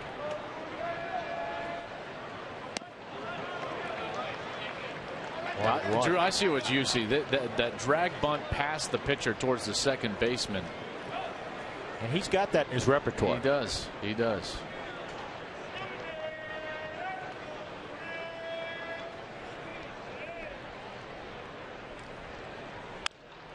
One and two. 1-1 ball game, 2 outs in the fourth inning. Andrew Brown is at third base. He doubled. Rockies have out hit the Dodgers 6-3. Great crowd, sellout crowd. And the prevalent color today, fellas, I don't know if you've noticed this, is green. Why is that? The seats are all green too. They paint them overnight? I will explain to you, George. Okay. By the way, I did get a text from our other member of the broadcast booth in the pre and post game shows with Jeff Houston, and he said, you're really a smart man for not riding with Drew. I'll just leave it at that. Well, you know what? That's good. And I know Houston's watching, and that will be the last ride he gets in 2012. He can hitchhike. I hope that thumb, Huey, I hope that thumb is working. Joining the team. I just need you hold a grudge. I just need to know off the outset. No. Oh, he does. Okay. Yeah. Back up the middle, base hit. Here comes Andrew Brown. Rockies lead it 2-1. Good AB for EY Jr. Well, you really like to see that 2 outs. Runner at third didn't try to do a whole lot with it. The count went in favor of a pitcher. And a line drive right back up the middle on a pitch that they tried to run down and away from him. Again, talked about it, Joel. The elevated fastball becomes a really pretty hittable pitch for any hitter at the major league level, and EY took advantage of it, shot it right by him, back up the middle. It was that slight pause. He waits for that pitch to get a little deeper into the zone so that he can hit that ball up the middle rather than trying to pull it to the right side. Good piece of hitting. Both hits for EY today up the middle of the field. Marco Scudero being very patient at the plate in that 2-hole. He's 1 for 2. He had a single through the left side in the third inning. This is where I'm really excited about having Scudero. Not that he can have a hugely productive at-bat as far as the box score is concerned, but Drew Frage, if he has 8, 9, 10 pitch at-bat, getting deep into that pitch count, it pays down the road in the game. This is exactly what Scudero can do for you. A professional at-bat, once you score a couple of runs, you get further into that bullpen later in the game. Well, there's a reason they pitch in the 6th and 7th inning out of a bullpen. They're not as good as your 8th and 9th inning guys. So if you can get rid of a starter and get to the weaker half of their bullpen, It's obviously going to be able to be to your advantage as a ball club, and that's by extending those pitch counts. Now, obviously, their starters out of the ball game went 3 innings. During the regular season, big advantage. 1-2 on Marco Scudero. See if Junior takes off here. Rockies have played at 2 here in the 4th to take a 2-1 lead. Not going, and this is a little comebacker. So Fernando Nieves throws out Scudero, but the Rockies get a couple of runs on 3 hits to take a 2-1 advantage. We'll go to the 5th inning. Joel Klatt, thanks for dropping by. You'll see Joel. Yeah, see Joel on the pre and post game show all year long. Rockies up 2-1.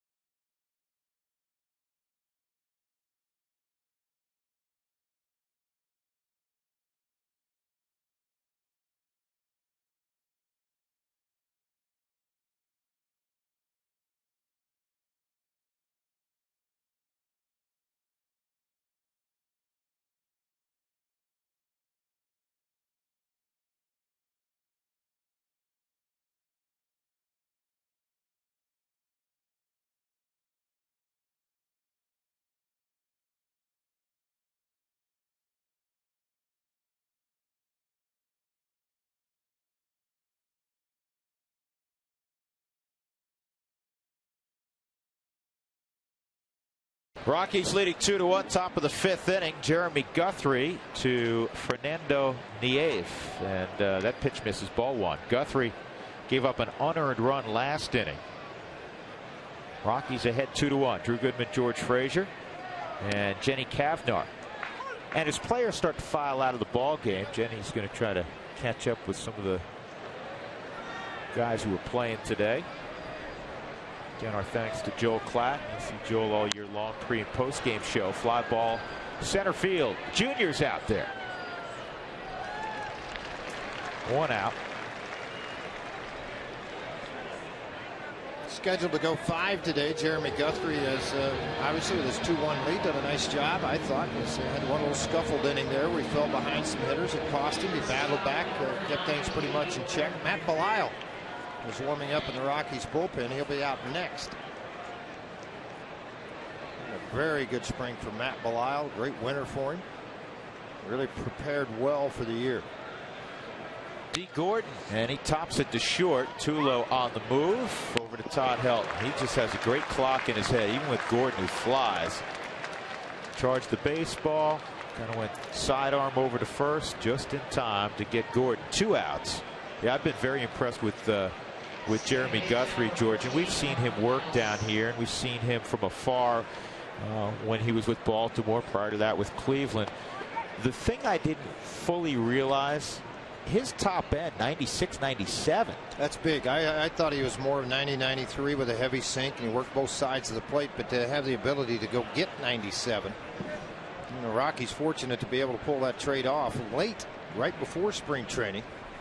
And they sent Jason Hamill and Matt Lindstrom over to the Orioles in exchange for Guthrie.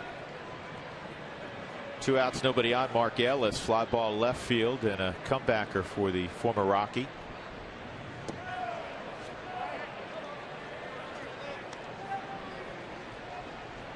One of Bob Apodaca's favorite terms, and you spend a lot of time, George, in the offseason working with pitchers. You hear Bob all the time say, hey, be athletic out there.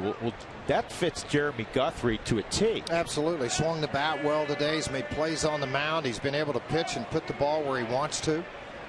I mean, you hear a lot of scouts, not just amateur, but in the pro side of things. Is this guy athletic? Can he cover his position? Can he get over to first base? Can he do the little things that win baseball games? And Guthrie obviously has all those categories very well covered. Quite a contingency here today. Dale Unser there in the green watching the ball game.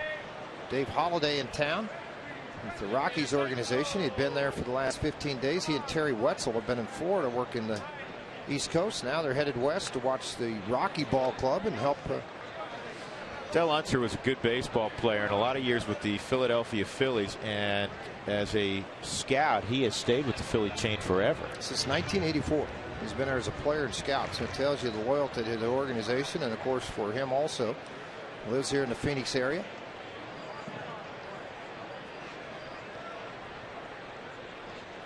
Two outs, 2-2 count on Mark Ellis.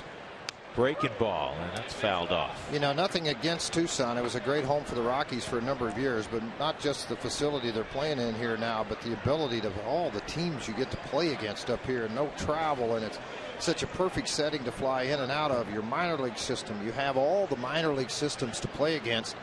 The last 2 or 3 years, the only team left in town, the Diamondbacks, for practice basically. Yeah. That's who you played every single day in minor league camp, and that got pretty monotonous when you make 4 or 5 starts in a row against those guys. And now here at Salt River Fields, it's a beautiful facility. It's obviously a big attraction for the people here in Scottsdale. This park sold out nearly every single ball game.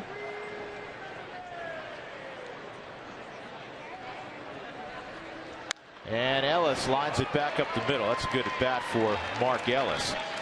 That'll bring Andre Ethier to plate. And he's been the only guy really that has gotten after Jeremy Guthrie. Poked the double just inside the foul line to left in the first inning, and then he hit an opposite field double off the wall in the 4th inning. So a pair of doubles for Andre Ethier. He comes up in a 2-1 ball game. Rockies ahead, 2 outs.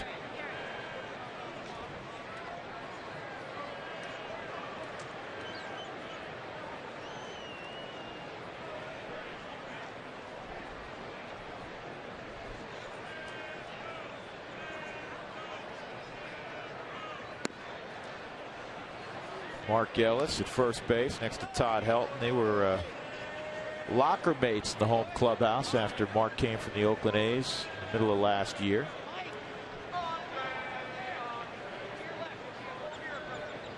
Two former SEC players, Tennessee and Florida represented. Well, and again, I think Dan O'Dowd would have loved to have seen Mark Ellis come back and play the second base position for the Rockies, but in the same essence, you can't, in your determination, overpay, and you can't blame Mark Ellis for testing the free agent market. He got a very lucrative contract. There was kind of a group of those middle infielders. Clint Barmas, one of them, around that $10 to $11 million two-year deals that a lot of them got.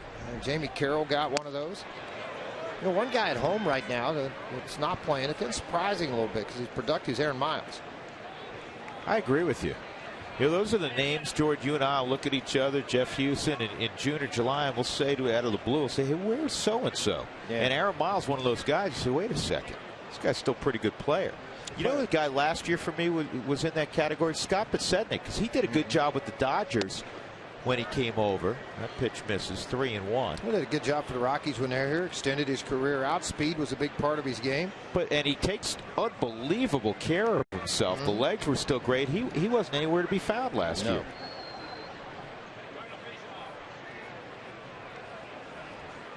Make a pitch here. 2 outs. Here's the 3-1, and it's fouled off. 3-2.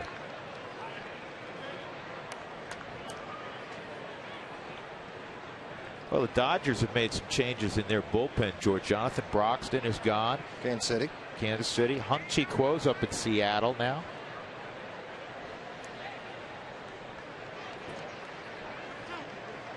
They're going to close with Javi Guerra.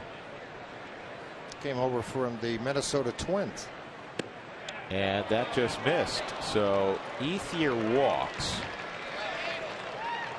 And Jim Tracy's walking out. Pitch count.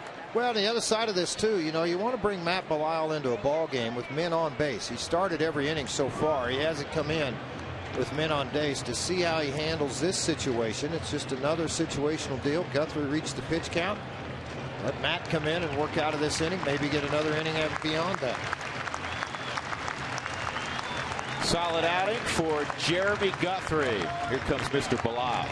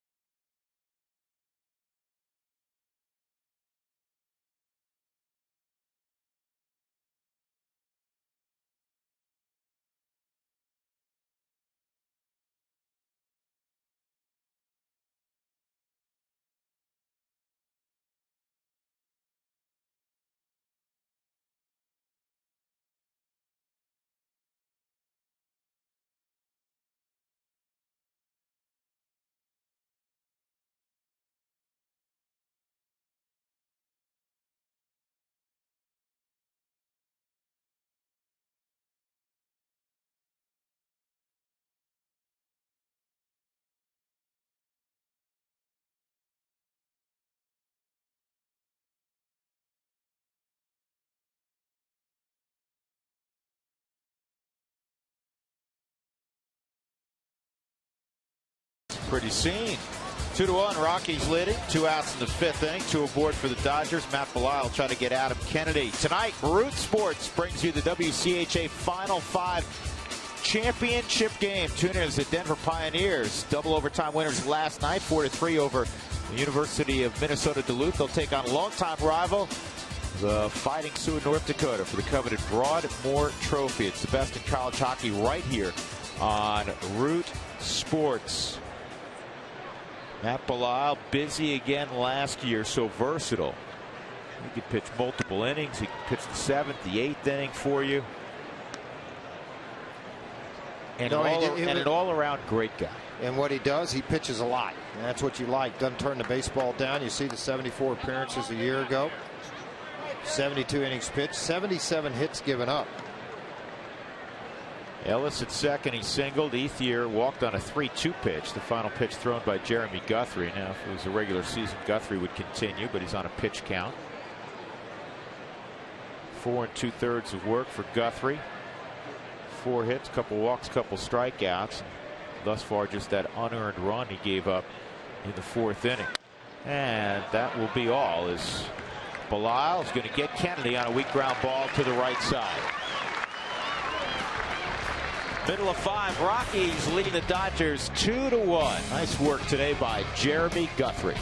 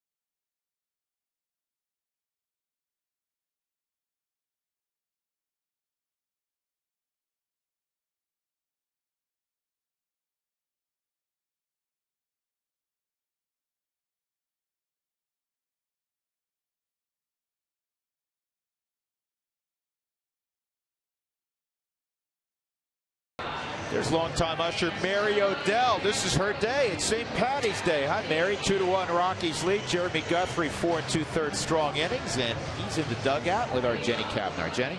Thanks very much, Drew. Jeremy, your third start of spring. Every start has a different focus. What was yours today, and do you feel like you accomplished that? I just wanted to go out there and continue to work on some of my off-speed pitches and try to get more effective and more consistent with the fastball. So, for the most part, I was able to do that. Got a little winded towards the end, but, all in all, it was a good step forward again. How important are these interdivision games for you to be a part of in spring training so you can get to know the personnel of other teams in the NL West, especially coming over from the American League? Well, every swing's an information, swing for me where I can learn something from them. So every one of these at-bats will help me, and it'll also help them, but it's good to get familiar with the hitters I'm going to be facing more often. Speaking of swings, you got to work on your at-bats this spring. What's been your approach now that you're going to be hitting in the National League? Try to bunt. Try to bunt's my approach for the most part. With the speed never slumps, so I'm going to try to use that more than my big barrel. Good approach today as you got an RBI up there, gave yourself some run support. I do have to mention, can you show this glove up here to our camera? You had the green glove today.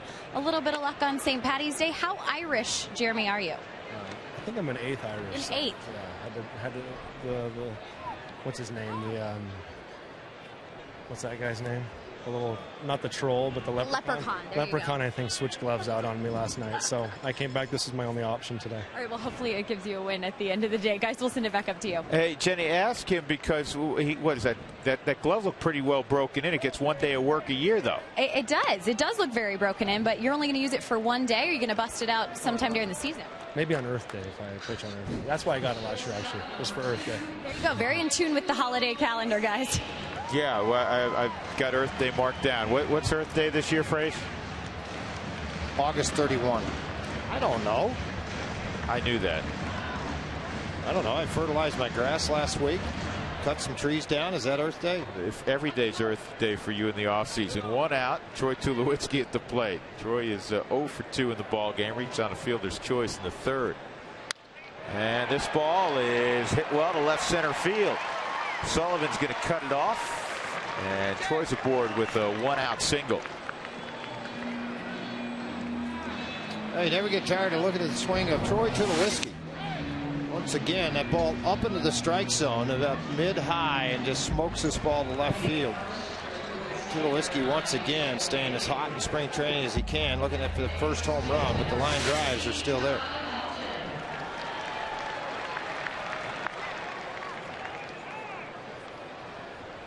Troy's day will be done.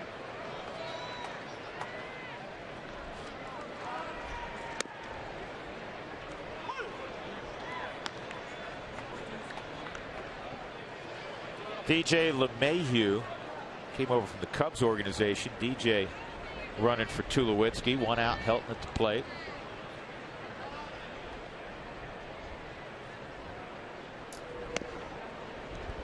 Todd roped a single off the top of the right field wall in the second inning. He hit it so well, and it was played nicely by Andre Ethier. It was only a single. Also a fly ball to center field.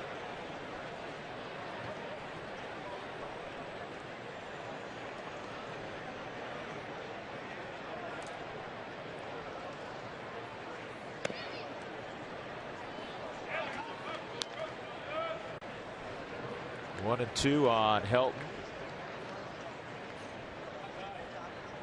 Todd will be 39 in August. Hit .302 last year. As we've said many times, he'll roll out of bed when he's 75. Will be able to hit. I want him on my team in the old timers games. Good pitch. That was a good pitch by Fernando Nieva. A lot better inning for him, velocity, location-wise, and pitchability-wise. The movement on this pitch, George. Well, Helton laid off the previous one. This one got a little bit more of the plate. That was the Todd Helton fight to pitch off and get something I can hit in the next sequence. Unfortunately, this ball got by him, and it was not a very typical Helton-type swing. Chris Nelson's 1 for 2, scored a run last inning. LeMahieu at first, pinch running for Tulowitzki. This popped up, playable and foul ground. And that's all for the Rockies in the 5th. We'll go to the 6th inning. Rockies 2, Dodgers 1. Salt River Fields on St. Patty's Day. Nothing better.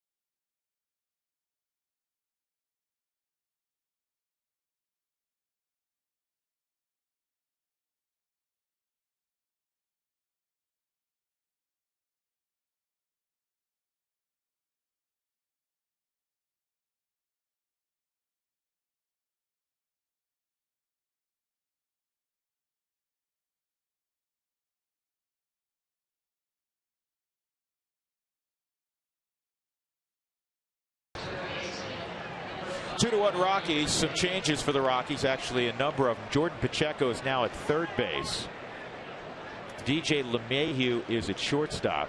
Juan Uribe is at the plate, and he takes a strike from Matt Belisle. The veteran Brendan Harris, who's had a good camp, is at second base. And the skipper's son, his middle son, Chad Tracy, is at first base. Chad has had a good camp. And one other change in center field. Get it in a moment. This is a base hit to right. Tyler Colvin, another former Cub. He came in that LeMahieu deal. He's in center field.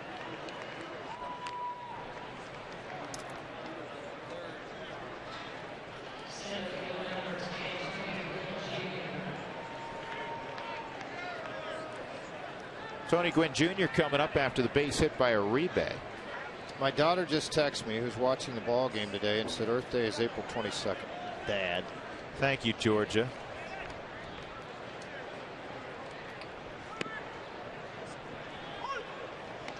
Why is she not studying, George?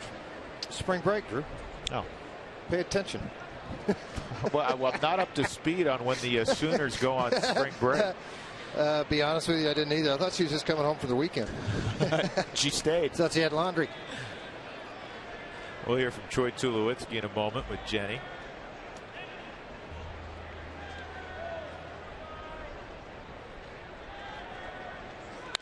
This double play ball. There's one and there's two. Harris and LeMahieu.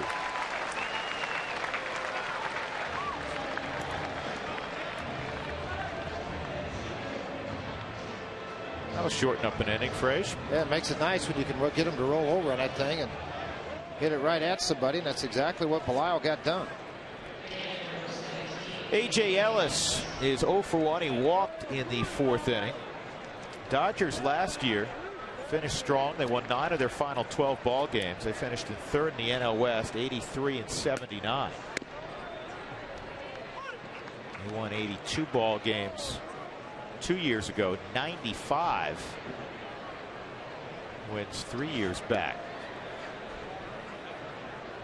And one thing you get with Matt Belisle is you're always going to get a very competitive outing, and you're going to get a guy who works quickly.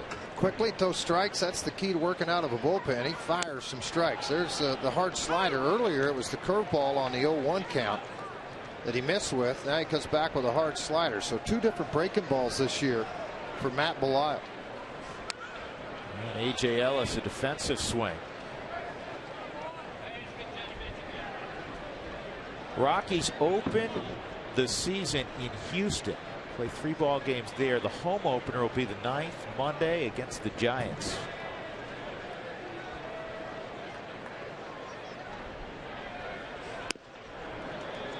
Running in at 90.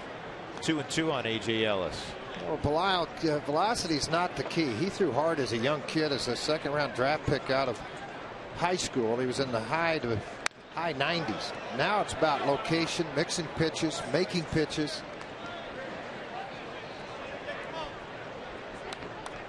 In conversations with Matt, he said, I know more about myself now as a pitcher than I ever have before. What I can do, what pitches I can utilize.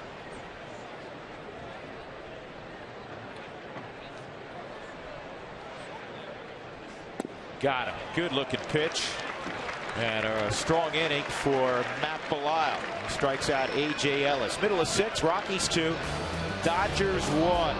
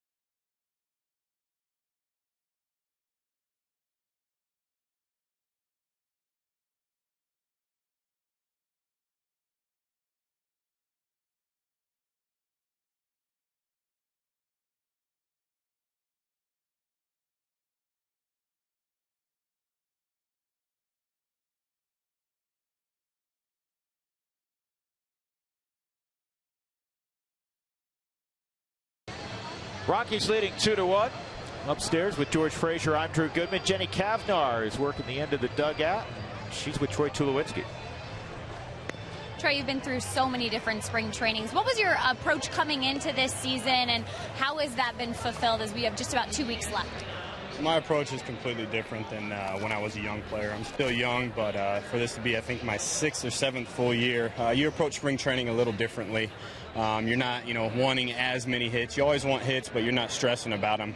Early in my career, I had to get hits to make a team. Now I'm just kind of filling it out and making sure I'm ready for that Houston series. There's a lot of talk this offseason about character and trying to get character guys, some more experienced guys. With the veterans that Dan O'Dad added to this roster, does that kind of alleviate some pressure from you in a leadership role, or do you feel like you have just as equal of a leadership role as they do? Well, there's no doubt I'm still a leader of the team, but at the same time, when you have the guys that can police the locker room and do things behind the scenes, that way I'm not always on these guys, and they like me a little bit more.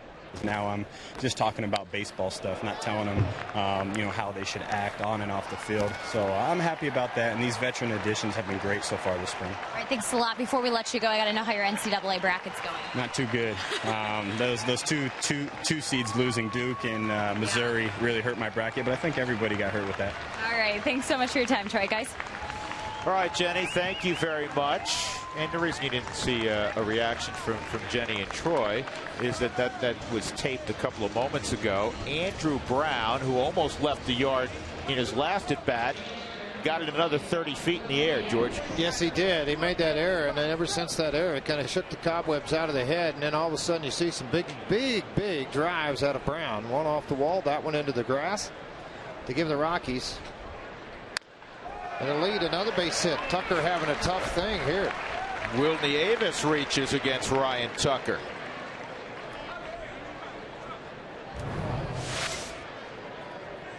Hey, look at that power. You see the setup and the high leg kick, and then the quick hands to the baseball. See, a year ago, got to the big leagues. The Rockies grabbed him off waivers and showing some things here in spring training you like to see. Here's Willeen Rosario. Pinch hitting for Matt Belisle. And the off-speed pitch is in there. Willeen is going to hit a lot of home runs. He's just got to learn to identify breaking pitch, off-speed pitch. And whether that comes, at least initially this year, at the big league level or at the minor league level, still to be determined. Big swing and a miss. It's 0-2. Well, it's a matter of bad pitch selection for Willeen. I watched him in Tulsa over 20 games a year ago. And he gets in a lot of pitcher's counts, and then it has a tendency to chase. He gets a little more discipline at the plate. Obviously, you're going to see bigger numbers. Home run wise is always going to be there, but you're going to see the average get much higher for Rosario. A great talent. 1-2. Ryan Tucker, handful of games last year, George, with the American League pennant-winning Texas Rangers. Spent the majority of the year in Round Rock. 5 ball games with the big league club a year ago.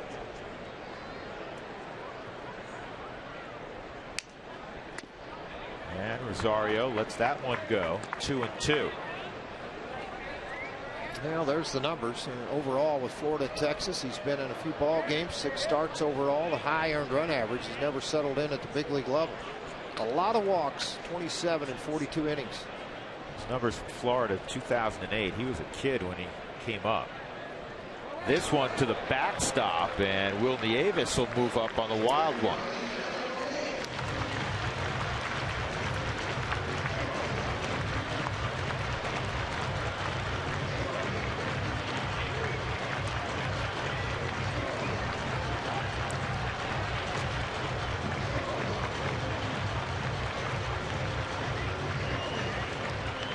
So after being behind 0-2, Willeen Rosario now at the 3-2 count.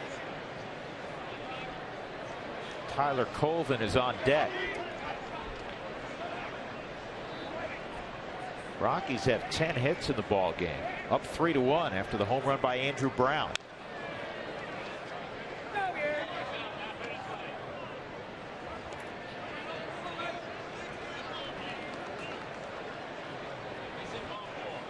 George, new catcher in the ball game for the Dodgers. Who do you got?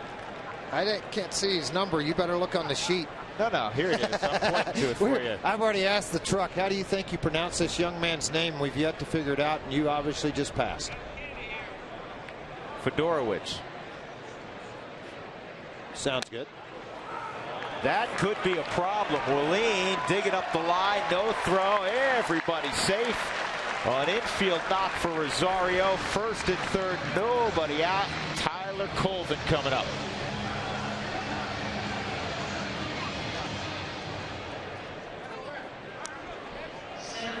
To be ahead in the count, swing, miss, slider, up and in fastball, and you're ahead 0-2, and then all of a sudden you work this into a chance to give him a swing at it.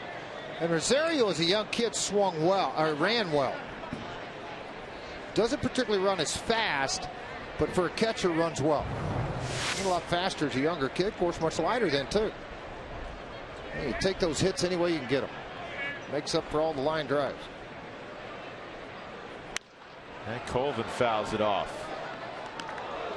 Tyler Colvin has hit 20 home runs in a big league season. He's got a sweet swing, George. Well, there's a reason he was a #1 draft pick. They made that trade. Casey Weathers and Stewart goes there for LeMahieu and Cloven as a #1 pick swap, basically. Just a week ago, the Cubs have already designated Casey Weathers off the 40-man roster.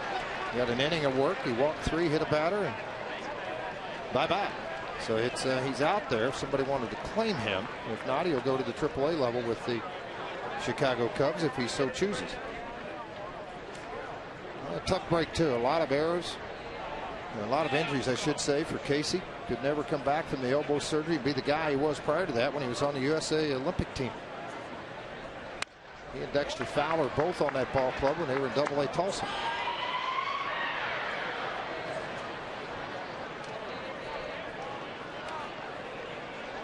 Colvin in 2010, his rookie year, in just 358 at bats, hit 20 home runs, drove in 56, 254 average. Last year never got going. 206 at bats, hit a $150 with 6 home runs.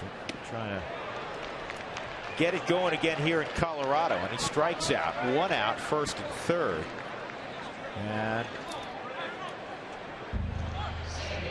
that'll bring up Brendan Harris, who's had a good camp. Brendan Harris, former Ray and Minnesota Twin. He's opened some eyes here. He knows what he's doing. You look at his minor league numbers, but there's a lot of big league numbers you got to take a look at with Brendan Harris. Reached the big leagues in 2004 with the Cubs, was also with Montreal that year, Washington in 05 and 06, part of the year in Cincinnati, then Tampa for a year, 286 average in a full season with 12 home runs and 59 RBIs.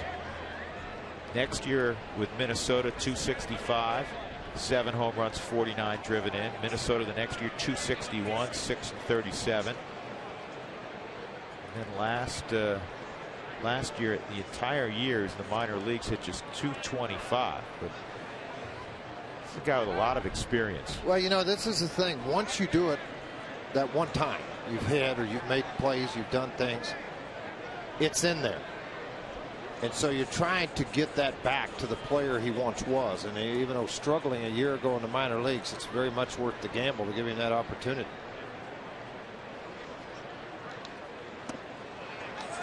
And a delayed steal, and they're going to get Willeen Rosario. 2 outs.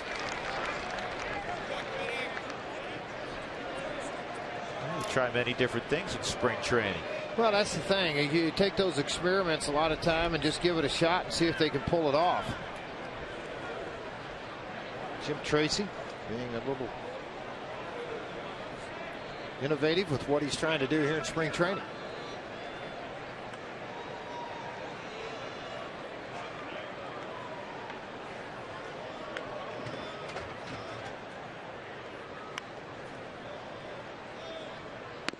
And it's in tight on Harris. 1-2 on Brendan. He's a native of Queensbury, New York. That's up by Albany, the state capital.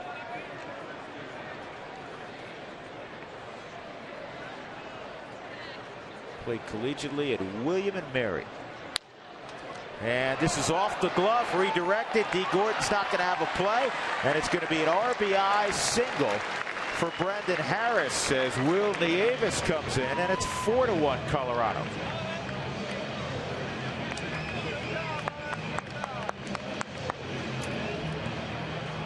Well, when you're trying to keep those hopes alive, and Harris has had a good spring. Drew mentioned 389 prior to this at bat. Off of the glove of Tucker, tried to bare hand by Gordon. Tough play either way. Harris runs pretty well.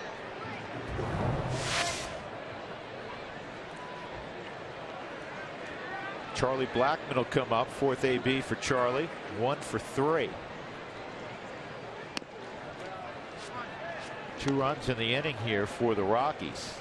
They've won 6 of their last 7. They had scuffled a little bit for what it's worth and lost 5 in a row. I personally don't pay a lot of attention to a win-loss record in spring training. I don't for a ball club that has won in the past or knows how to win. I do for a club that's trying to change that attitude. A Pittsburgh ball club that Clint Hurdle is managing. Rockies get 2, have a 4-1 lead. Andrew Brown hits one out to one of the deepest portions of the ballpark. First home run of the spring for Brown.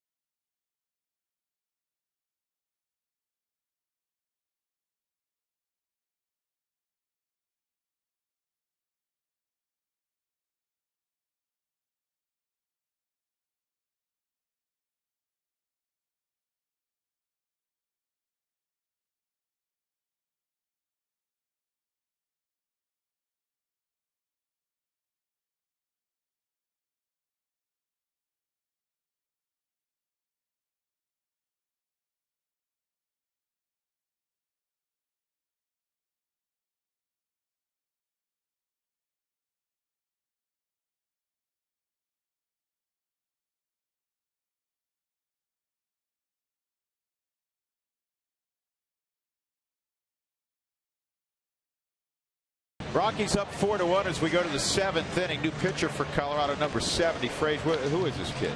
You know what? Y'all had me in the hook, man. Y'all knew all this was going on, and now this.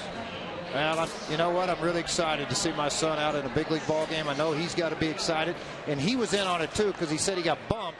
Was pitching in the first 3 innings of a game back here on the backfield. You want to know what? He did not know, George, until 12:35. So when he so when he told you that, he was not lying to Papa. Well, he did not know. They didn't want it to get out. So here's Parker, who George, you tell us about his repertoire. Well, he'll throw you a hard sinker down and away. Typically, he's got a slider changeup. He's been working on a curveball here in spring training. Normally a very good strike thrower. And he's given up his first big league hit to a big leaguer, Corey Sullivan. That's right. Off the end of the bat, Corey lobbed one out to center field. Yeah, Parker pitched in the fall league here in Arizona Fall League this year for the Salt River Rafters, who won the Arizona Fall League. So he's had a little bit of taste of higher competition. Won 11 ball games in Modesto a year ago. Fun time for Dad right now. I hope it's going to be as much fun for him. Hold on, we're going to get out the stethoscope and see how many beats a minute the heart rate's up to. 631 right now. Here's our guy, by the way, George, in the you double handle switch. This one. Tim Federowicz. Yeah, you handle that one. Folks, I'd like to tell you, they don't give you a pronunciation guide with the Dodgers this time of year. Sure don't. Well, it's a nice gesture on the Rockies. Parker was not in big league camp. Came over today to make this appearance with Dad here on Root Sports. It's a nice gesture by Bill Guyvette, running the minor leagues and letting this happen. And Park was drafted out of Bishop Kelly High School in the 8th round by the Rockies. And he underwent a couple of years ago Tommy John surgery. He had a real solid year in the Cal League last year. Well, Dad may not tell you that, but I will. Yeah, won 11 ball games there. He and Chad Bettis double-digit winners there. Bettis with 12 wins.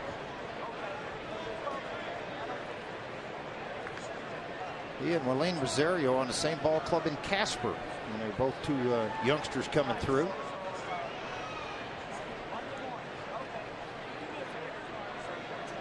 I know he's got a good move. He's got good feet. Parker was a really good high school basketball player. And he's long like his daddy, but he's not. He's a lot leaner than his dad. Now. Yeah. I don't know at that same age. We're probably about the same weight. Park's a little over 6'5".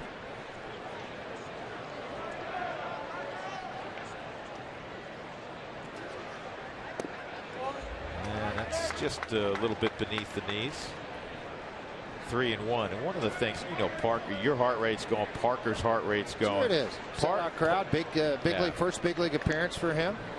Parker in his career is a supreme strike thrower. I mean, he works a head count. He does not walk people, but the nerves are going. He's got a double play ball. There's one and there's two. Dad, how you doing now? A lot better. I know Mom right now is jumping up and down on the couch with her daughter Georgia. So it's really nice for Parker to get out of that. And now he'll face another speedster, D. Gordon. I'm excited, man. That's nice to see. I mean, even though you're facing some of the back end of the stuff, it's a great way to get in here. D. Gordon will be the starting shortstop for the Dodgers. And Corey Sullivan's got a lot of big league time. Oh boy, does he ever! I mean, a good swing of the bat there, but he gets a ground ball. That's that's kind of typical of what he'll do. He doesn't strike out a lot of people, but he'll get a lot of ground ball outs. He wants that sinker at 92 in. Ball one. If there's one thing he kind of probably needs to back away from, I say this in a kind way, he hits a lot of people and trying to pitch inside a lot of times versus just trying to go right at guys, and he's falling behind here 2-0 after that fastball in to Gordon to make him aware of it.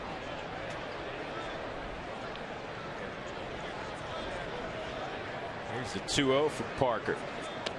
Good looking pitch, not held, so it's 3-0 just off the plate. That is Rosario now back behind the dish. Marlene Rosario catching for the ball club.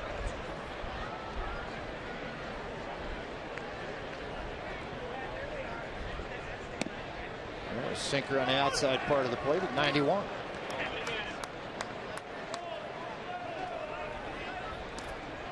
Parker a year ago, rated one of the top 15 prospects in the organization. And 3-2. I got to spend the afternoon watching. We were on the backfields yesterday, George, watching an inter-squad game. The Asheville team and the Modesto team watched with Parker, and it was held. So Parker comes all the way back. That was an outstanding inning. Got a double play ball after the bleeder. Little soft fly ball for a single, and then a punch out. Dad, turn to the camera and smile. You got any tears? Well, good deal. That was awesome. That was awesome.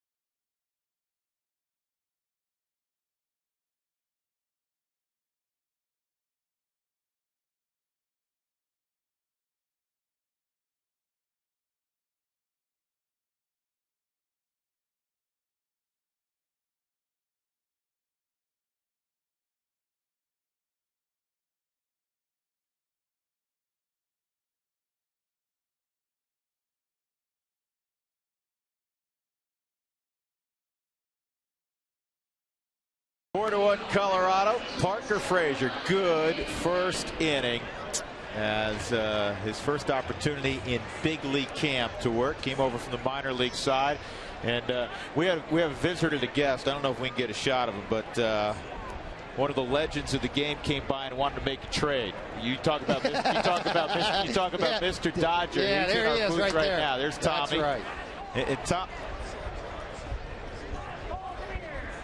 Hold on, Tom. We're going to hook you right on up here. You're pretty good at this. See that young man with a good sinker ball? I said, just made a trade. But I'll say one thing. He's a better pitcher right now than his father was. Come on, Tommy. We didn't do that. Yeah. Everybody kind of likes that. I tell you what, Tommy, I ain't going to lie to you, buddy. He caught that last strikeout. A little tear came to the eye. That's kind of fun for Why Dad. not? When they had it all set up for you. I had no idea. I know. He didn't even rat me out. He texts me at 12:30. He goes, "Hey, what are you doing?" I said, "I'm working." He goes, "You ain't got time to talk?" I said, "No, I'm doing a pregame. I'll see you when you're done." Because he was pitching 3 innings on Guy the Vet backfield. set that whole thing up. Well, I owe him dinner. Yeah. With you. That's great. You know why? Because it's going to be good. George, tell everybody out there, because you just said to Tommy, because Tommy was obviously really complimentary of Parker in his outing, but you said, what'd you tell him? What'd you tell Tommy? That he had to eat with Tommy now? Yeah, I want him to go with Tommy and try to get him over 180 pounds. He hangs around with me. It wouldn't take long. Well, I hope so. I tell you that. That's just his mother cooks all the time, and he eats like a horse, but it just goes out the foot because there's no weight being gained there. Could you imagine scouting him in high school when he weighed 154 pounds at 6'5"? That's unbelievable. But when I signed my first contract, I weighed 145 pounds. What happened? Life happened, and a lot of good Italian restaurants along the way, right, Tommy? There's been a million meals put into this. You know what? I'm going to say this to you, and I lost 3 games in a World Series in 1981 to Tommy and got him his first World Series ring, and you know, there's no reason to labor onto that. But what I do want to say to you, from day one, the first time I ever met you, you've not only been a great ambassador to the Dodgers, which I know you bleed Dodger blue because I've heard you say it 10 million times, but you're an ambassador to the game. You love the game of baseball. Yeah. And I want to thank you for being a part of that. I really do, Tommy, because it's a neat thing that you are what you are for the game of baseball. Well, you know, the thing about it is that we have to understand that the fans, I've said this time and time again, This game does not belong to the owners. It doesn't belong to the players. It belongs to the fans. And I say this in meaning that you could have the best ballpark, you could have the best team, and if nobody goes through those turnstiles, you're going to have to shut that door down. It's the fans who own the game. They're the ones that run the game. Tommy, if you had a scouting hat on again, you'd love this kid who just doubled, Jordan Pacheco. He can play it literally everywhere. He catches, can play third, second. He was a college shortstop. He went to the University of New Mexico, played in the middle of the infield, and he can flat hit. He's a 300-plus hitter in the minor leagues. Came up last year and did a nice job. And you're going to see your Dodgers are going to see a lot of him. He looked like he could run. Yeah, he's an athlete. He is an athlete. He can run. It's one of those hidden gems they found in the 9th round. Is that right? You know, yeah. Well, a lot of guys make the big leagues from the 9th round, 12th round, 15th round. Look at Mike Biaz. He was drafted on the 62nd round. You know what, Tommy? What's he doing now? I want to ask, because I know you're going to know. Is he in Pennsylvania? No, he's in South Miami. And he works with the Italian national team. He loves to go to Italy. He just loves going there. So he helps them with the national team, and they want him to run the national team. Tommy, it's a great story. We've told it on the air. You got to give the Cliff Notes version. But was it not somewhat of a favor to his dad that you all drafted him? No. It was not? Okay. No. His dad was like my brother. Right. No, I drafted him because ever since he was 10 years old, he was my bat boy every time we went into Philadelphia. So I used to make him swing the bat. I'd make him catch ground balls. He was a first baseman. Is that right? I converted him into a catcher, and nobody wanted him. 62nd round. That's amazing. It was, there aren't even 62 rounds anymore in the draft. No, that meant that there was 1,025 players drafted ahead of him. And in one day, in the not-too-distant future, you're going to be in Cooperstown in July to watch him inducted. He's hit more. When we brought him up, I was still managing. I said, this guy is going to hit more home runs than any catcher that ever played the game, if he stays healthy. You know, we don't know if a guy's going to get hurt or whatever. And by golly, he's hit more home runs than any catcher in the history of baseball. And I'm going to say this about him too. A lot of people always had a knock on him about catching. He was a very good receiver and a game caller. He caught balls. But you know what I mean? Now, they'd say something about his arm as he got older. It wasn't a strong enough arm to get. But calling the game and receiving the ball for as big as he was, I mean, Gary Carter, Carlton Fisk, big guys. He was really moved behind the plate, just like those guys did, as far as blocking balls, keeping balls out in front of him, calling the game. When we signed him in spring training, I put him in a lot of major league games. Everybody wanted to know, who is this guy catching? But he was catching major league pitchers. He's got great pair of hands. So, and he could throw better if his mechanics were better. That was just his problem. He had a good arm. You know, Tom. You know, the bat played real well. And speaking of the bat, he hit the ball to right center field harder than anybody I've ever seen. I'm glad you mentioned that, because if you were standing in the stands and you didn't see the hitter, and he hit a ball to right field, you would think a left-hand hitter hit it. It had no bend to it whatsoever. Well, in Coors Field, you know, on that second deck where that facade is out there, Larry Walker, 473. Piazza, right center field, upper deck, 478. Yeah, he has hit the. He still owns the longest. You know where he hit one? Let me tell you where he hit one that'll make you laugh. In Miami, it's 440 to the center field fence. Then they got that black top. Then it goes about another 50 feet. He hit it over there. Oh, boy. Over it. Well, he hit it where they don't sell tickets sometimes. Yeah. That's right. Tommy, thanks for stopping good by. seeing you guys. My God. Man. Great to see you, Tommy. Hey, this spring training complex is just beautiful. It is gorgeous. You have a pretty nice one as well over at Glendale.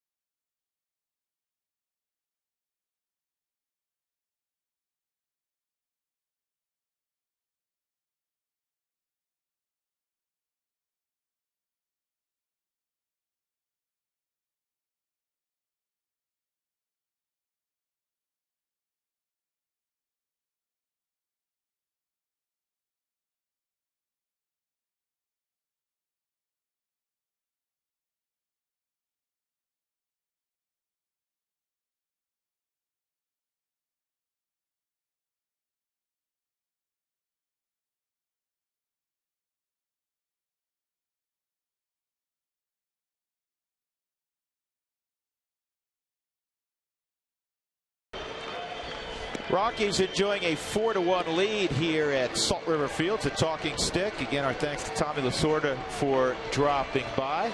Rockies have out-hit the Dodgers this afternoon 12-6. We go to the top of the 8th inning. Rex Brothers, this will be his role during the regular season. You'll probably see him a little bit in the 9th inning also if the Rockies are on a bit of a roll and Betancourt works a couple days in a row. You'll see Rex Brothers handle the 9th inning, and he has the stuff to do it.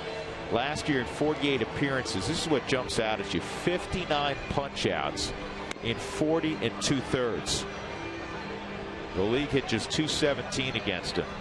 And he was a puppy last year, just getting his feet wet at the big league level. His stuff is flat out filthy. Boy, isn't it though? I mean, it's a fun guy to watch, and he's starting to assume the confidence out of all of that so far of what he accomplished just a year ago. And we go downstairs. Jenny Kavnar is caught up with another special guest. Jenny, who do you have? A very special guest, of course, George Frazier's son, Parker Frazier, making his major league appearance today over from minor league camp. Now, there's some discrepancy about who knew about this, who didn't. So tell us when you actually found out that you'd be pitching today. Well, I was supposed to pitch on the road in Double-A over there at San Fran, and then they told me I was staying home because some people got bumped down, and then I was trying to get loose, because I was going to come in the 4th inning over there. And then they told me, Mr. Wilson came over there, I did something wrong. They had talked to me. He didn't know if he was going to let me pitch, so I thought I was in trouble the entire time. And then he pulled me in and he told me I was going to the big league game. And then right when I got down there, he goes, "Oh yeah, by the way, don't tell your dad or anything." So they took my phone, they took everything, so that I couldn't relay the message. He was going to be a surprise for your dad. He was very surprised, by the way. But, of course, you surprised everyone. You got a base runner on, turned it into a double play, got a strikeout there. How did you feel about your inning? I felt real confident about it. I was kind of nervous falling behind. I didn't want to. My main goal out there is to go out there, get ahead of the hitters, get quick outs, and then get our team back in the dugout.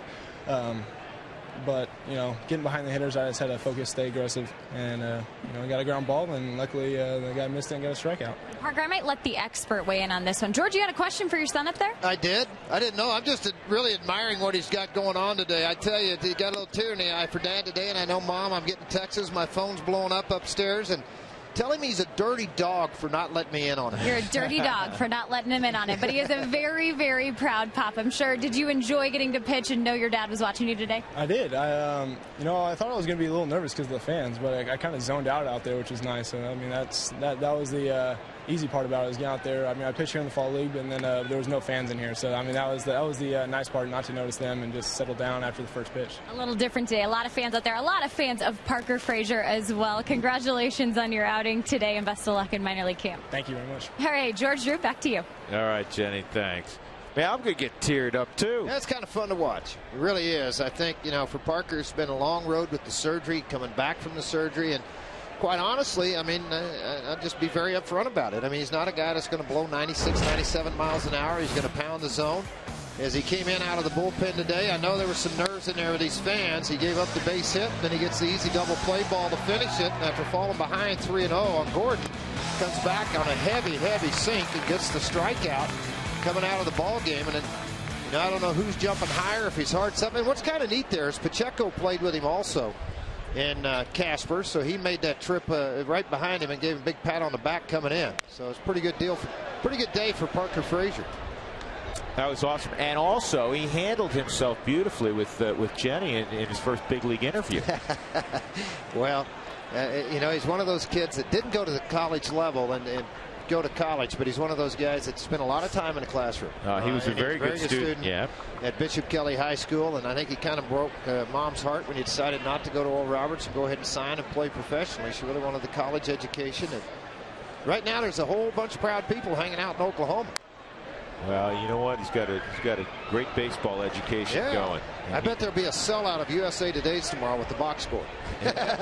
He's got a bright future. Well, thanks. I appreciate it. And it's difficult. I'll tell you, it's gut-wrenching to watch your own son play not only at the high school level, but when they get to this level in minor league baseball and in the big league level. It gets after you pretty good. Jeff Baisley with Sawatsky, an infield hit, and that just missed. So Rex Brothers will get the pitch with a little traffic here in the 8th inning. 2 on and nobody out. And coming up to hit is number 49. Now we're searching out who number 49 is. That's Trent Olchin. We should know Trent. Trent from down under. He's been in the big leagues a fair amount the last couple of years with the Dodgers. Good guy. He's a member of the growing contingent, George, from Australia. There's a lot of good players coming from Australia. I actually this year at home watched on MLB Network the championship game of that, and that was interesting to watch. A couple of former Rockies, Shane Lindsay, who's from there and in big league camp now, has up with the White Sox a year ago, signed with the Dodgers this year. But Shane was a Rocky. Sean Jarrett, who had played for the Rockies at the minor league system, was on that same ball club.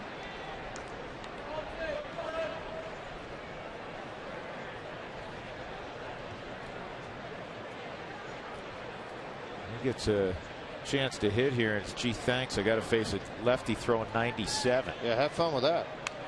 What a good swing. Not a bad swing at all. No, real good swing.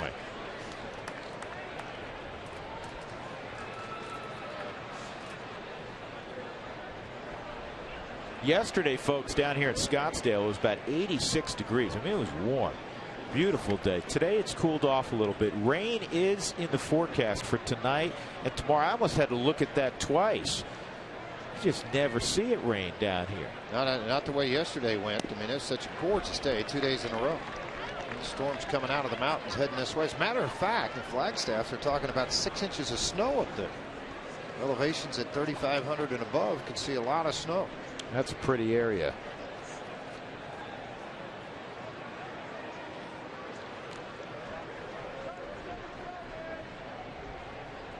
Guys in the Rockies organization a bit last year. Josh Fields is on deck. Speaking of Oklahomans.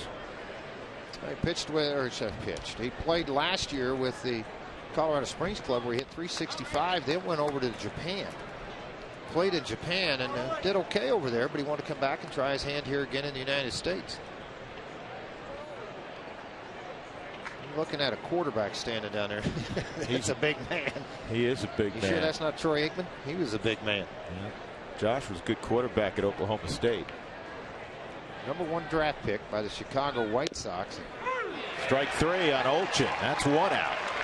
Joe Creedy hurt his back. He went up, hit 20 home runs, and then he started to have the injury bug. It got after him. Yeah, here it is. Go ahead and hit this thing. How about that cutter? That was absolutely nasty. Well received by Willeen Rosario.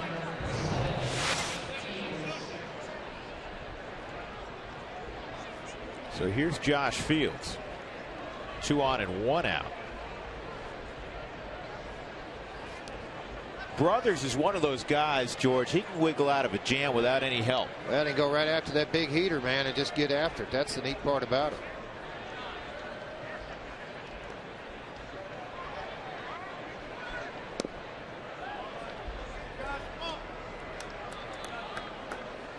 We mentioned Rafael Betancourt. He's getting loose. He's scheduled to work the 9th inning. Some different philosophies, George, with how you manage your late inning guys in spring training, in that it's natural for 2.5 hours into the ball game, scheduled to work, that your late inning guys work the 7th, 8th, 9th inning.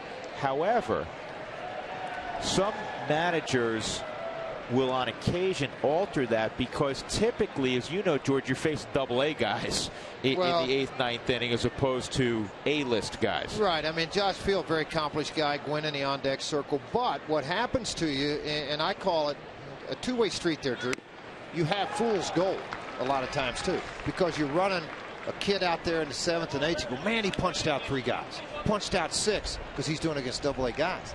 Then when they run him out there in the 3rd, same thing. So what you try to do with your closer, particularly early in camp, throw the 3rd inning. Now you're going to have to face Helton, Tulowitzki, Gonzalez. Just what you're talking about. Let's make the pressure get a little tighter for you too. Don't make this an easy 1, 2, 3 thing, and face these guys in camp. And this is a base hit in center field. That'll score a run. So Josh Fields knocks in Zawatsky. And it's 4-2. And you know what? It's good to go out and have to throw a few extra pitches.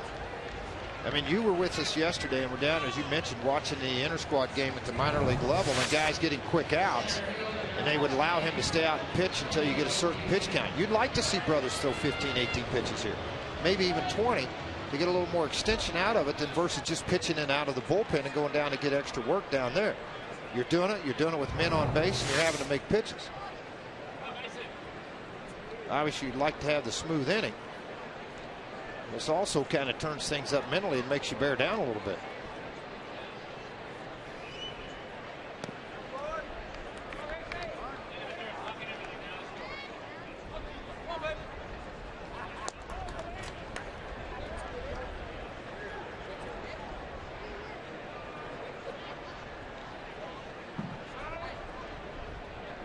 One 1-0 on Gwynn.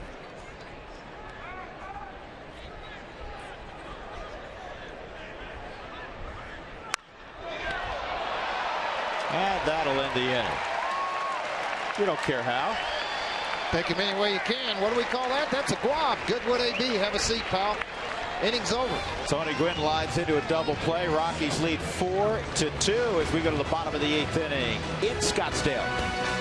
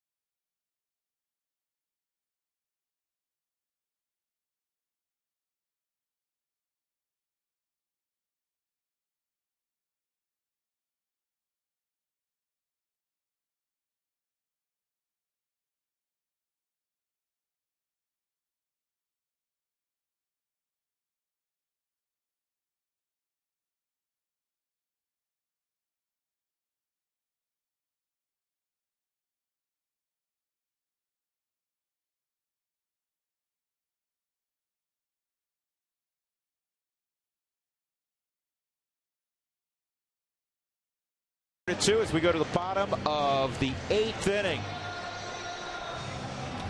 We have 6 games on our schedule this year. 5 more to come your way, including tomorrow in Peoria when the Rockies take on the Mariners.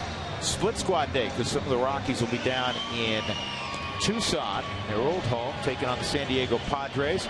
And then March 25th will be on the air at 2 p.m. The Rockies and Reds. 2 days later, the Rockies and Diamondbacks right here. And then April 2nd and 3rd, the Mariners crew will have that those 2 ball games as the Rockies take on the Mariners right before opening day 2012, which will come in Houston, Texas on April 6th. The interesting thing, George, about those final 2 games on Root Sports, the Mariners will have already played 2 games that count. Yeah, isn't that something? Heading over to Japan. Yeah, they're playing the Oakland A's nice over road there. Trip. Yeah, that's a long roadie. And they'll come back, and then, hey, fellas, okay, listen, these don't count. So they'll be 0-2, 1-1, 2-0. They'll have one of those 3 records, folks. And then they'll play a few more spring training games before their North American season starts, right? Will Savage is on the hill. And this is Brandon Wood. He went around. Brandon Wood's opened up some eyes again. He is a very interesting guy. Big, strong,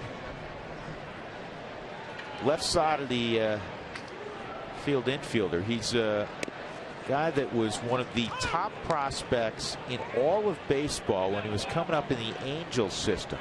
George, he had 50 home runs one minor league season.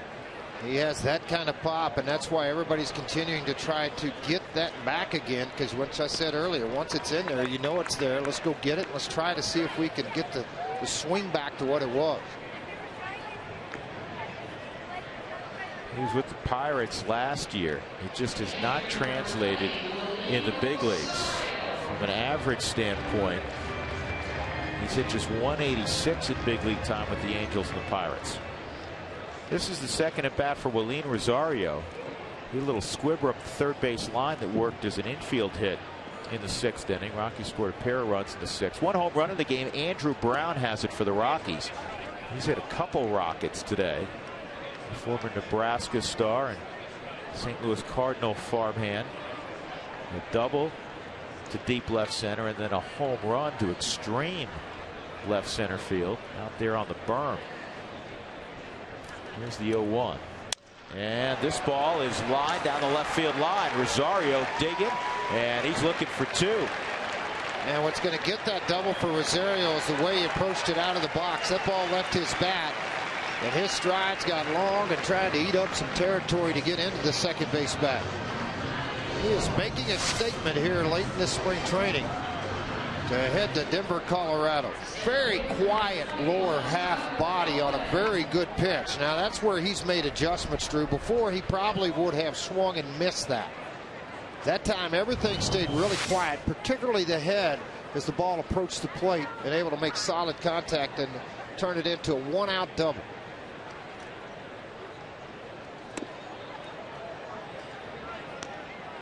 Tyler Colvin, second AB. Rockies have not made a decision yet who will work in tandem, and that's the way I want to phrase it with Ramon Hernandez, because Hernandez isn't going to catch George 125 games. No, this ball's well hit to left field, going back and looking up, and it's out of here. Tyler Colvin, an opposite field 2-run jack, and it is 6-2 Rockies. Give you an idea how strong Tyler Colvin is.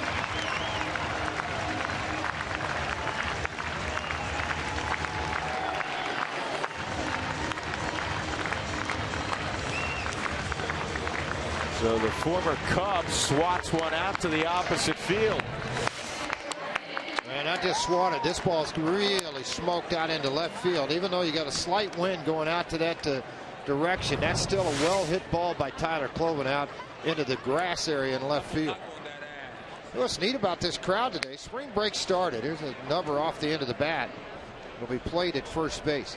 What's really neat, this crowd's pretty much hung around in this ballgame for the day. I mean, they come out to spring training. Spring break has started. I know that a lot of high schools in Tulsa are out here playing in the Greenbelt tournament, so they're coming out to the ballpark in the afternoon to watch ball games. Yeah, it's good to see all the folks down. Various spring breaks in the southwest corridor of the country, and I know that's going to continue the next couple of weeks. Great crowd. Second year that Salt River Field's a talking stick has been open. And Tommy Lasorda, who was our guest an inning ago, when he left the booth, he said this place is just gorgeous, and they have a beautiful facility in Glendale. Yes, they do. They've just built that as Tommy Lasorda came over and talked about this facility. He also saw that new facility over there that the Dodgers have.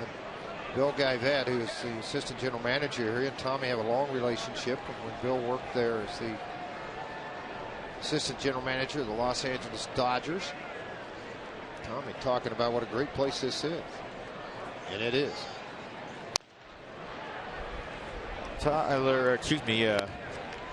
Blackman's going to roll out the second in the inning. A double by Willeen Rosario and a 2-run home run off the bat of Tyler Colvin stretches the Rockies lead to 6-2.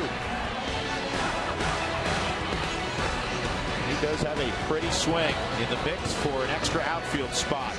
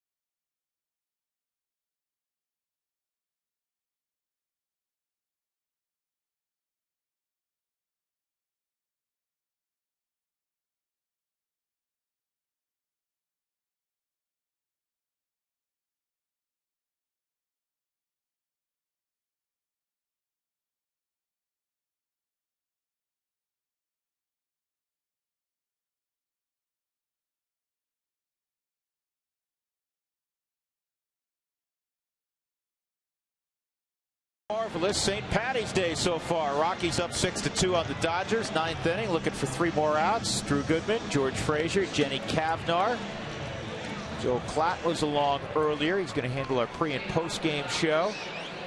Jenny's been providing you with interviews down in the dugout. We've had Tommy Lasorda in the booth. Tony La Russa just walked by on the back hallway up here. Well, he's going to try to be a part of one of those groups trying to buy the Dodgers right now. He and Art Tellem, the agent out of the Los Angeles area, it's in charge of the Wasserman Group, has became a big player in that. Well, you look back at Betancourt's season, 8 out of 12, but he was some kind of special, Drew, that second half. Just 8 walks still in 62-plus innings, but only 2 in the second half.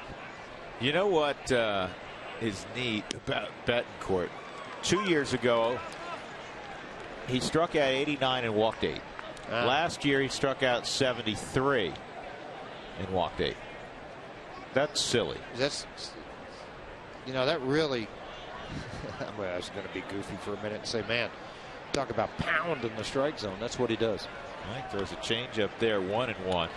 Veteran guys that aren't necessarily in competition, they work on things. So, you know, Betancourt may use a different sequence here than he would if this game was in June.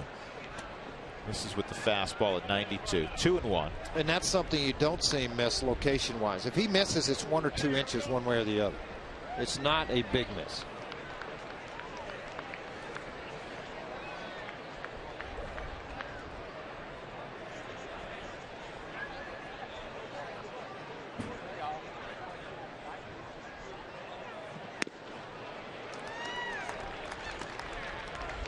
Two balls, 2 strikes.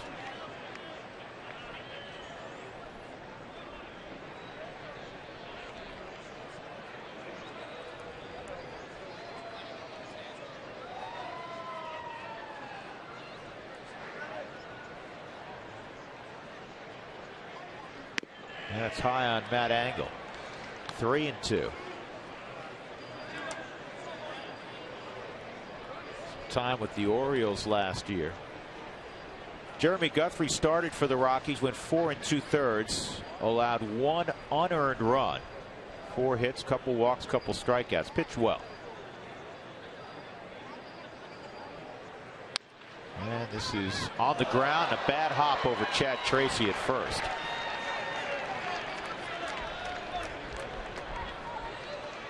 Must have hit one of those spike marks. Took a big hop over Chad at first. And again, Chad Tracy, a former catcher. Defense is something. I mean, that's not a fun hop at all. That's a spike, and go see the dentist if you try to stay in front of that thing.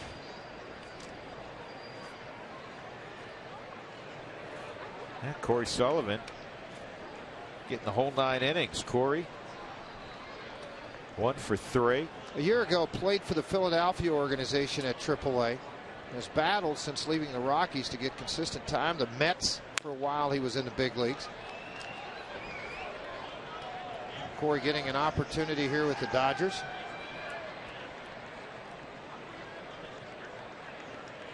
It was all part of that draft class with Brad Hopp.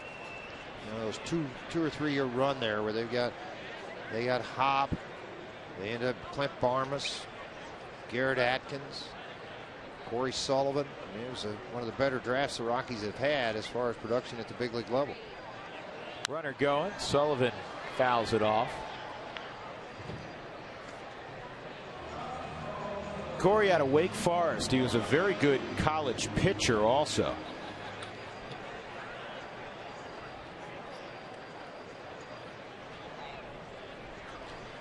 And he has grinded out a big league career.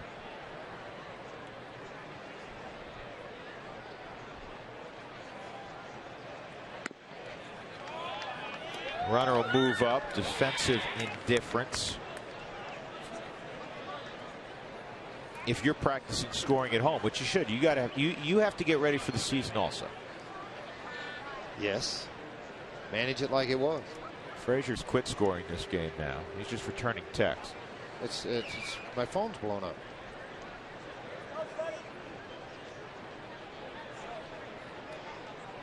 Yeah, and I think that's where you don't realize, as a dad or even a former player, how many people play a role in a young man's career to get to this point today. And that's where, Mark Gustafson just texted me and said, what a great day for the Frazier family.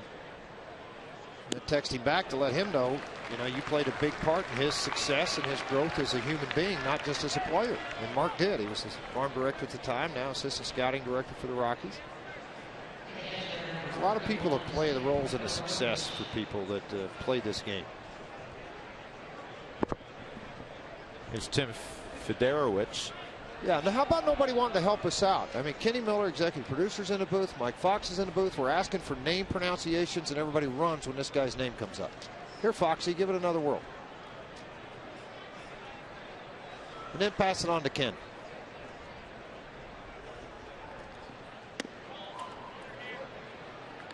And Fiderowicz takes ball 1. 1-0.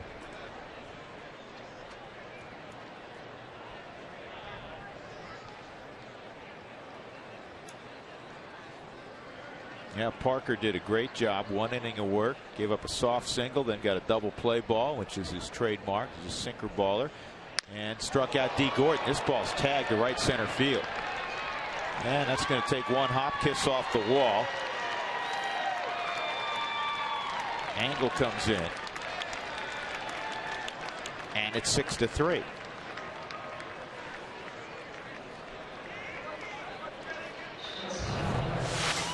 See this fastball because it looked elevated, sure enough, and a little bit of that cut. So now you're going away from his swing where the power is. When a ball's elevated like that, it gets off of the hand, so you allow to get more of the sweet part of the bat on it, and he just stayed flush with it. Cloven able to get it in, but now a 6-3 ball game. The Rockies lead it. Yesterday, Drew mentioned earlier, the Rockies had a 6-game winning streak snapped and trying to get back on track here today against the Dodgers with this lead, and just a couple of outs away from that. D. Gordon's gone the whole way. He's 0 for 4.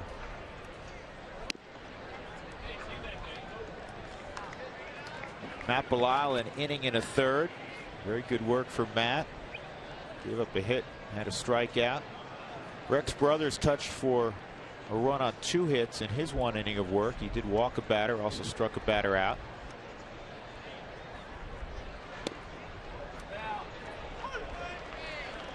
Six runs, 14 hits for the Rockies, 3 runs, 10 hits for the Dodgers. Both teams have committed an error. Rockies will be on the air tomorrow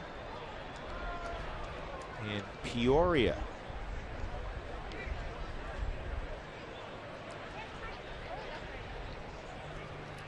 Against the Seattle Mariners. That's down.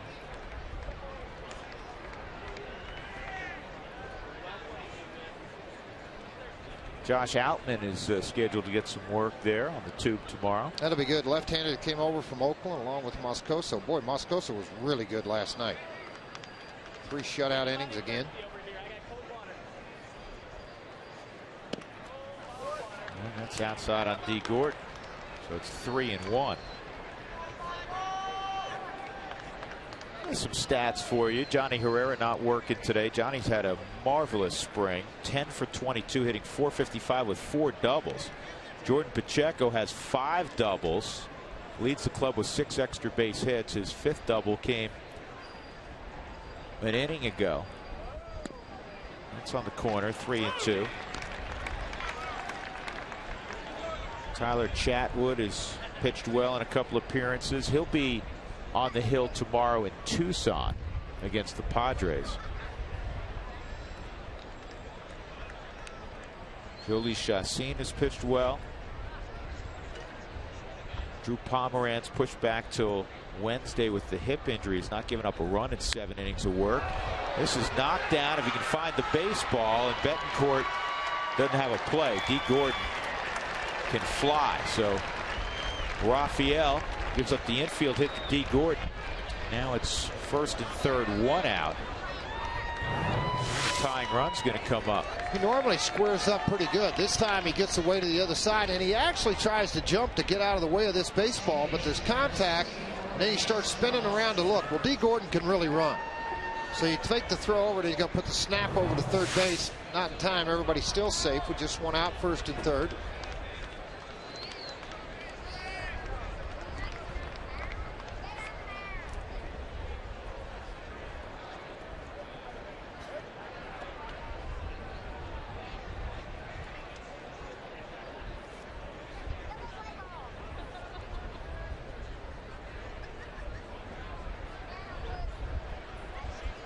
Josh Renick's warming up down in the Rockies bullpen. And part of the reason behind that is you will put a pitch limit of 25 pitches on Betancourt. You won't let him get extended sometimes, maybe even 20. Because with closers, what you try to do towards the end of spring training is work back-to-back days. Because you want to see how the arm responds to it.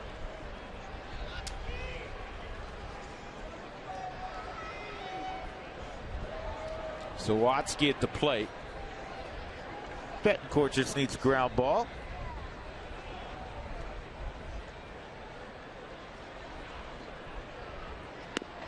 Well, Guy Gordon, with the Rockies playing behind him, will move up.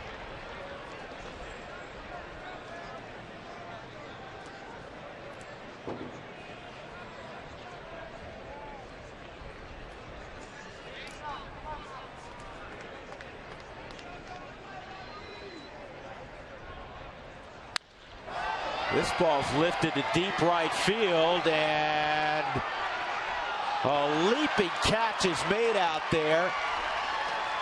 On the sac fly, a run comes around 6-4. How about Charlie Blackmon had to climb the wall in right field.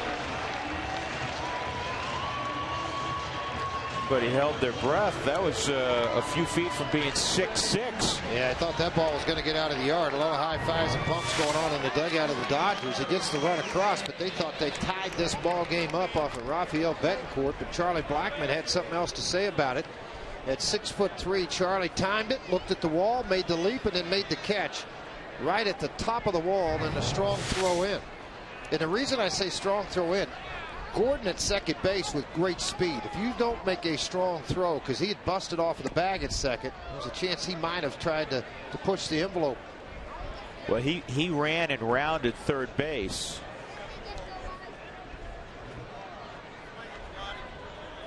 Which is the right way to play it. Make sure the Rockies defensively make a good throw to the infield. That ball gets loose in the infield. He's going to try to score and tie it up, make it 6-5. It'll be 6-5 now on that base hit by Baisley, and now he's going to go for second, and he's in scoring position in a 6-5 ball game. So yeah, Jim Tracy's pointing, throw to first base. He doesn't touch the bag. Well, I guess he did. Tracy's looking down. You sure you saw the same play I thought? If it's regular season, he's on a dead sprint.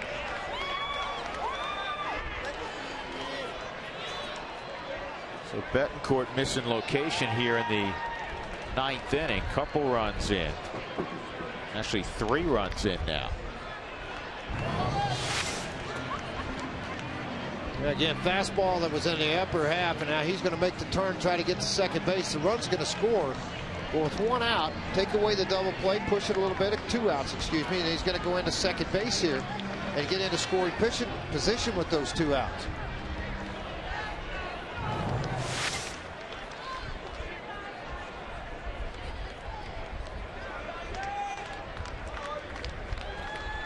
Now Dan Bellino's going to break up the conference. 2 gone, 6-5. Dodgers making it rather interesting here in the ninth inning. Trent Olchen, with his second plate appearance, can tie up the game. Olchen struck out against Rex Brothers last inning. This, I'm sure, will be the last batter for Betancourt. He either gets the 3rd out or Josh Renicky will be in.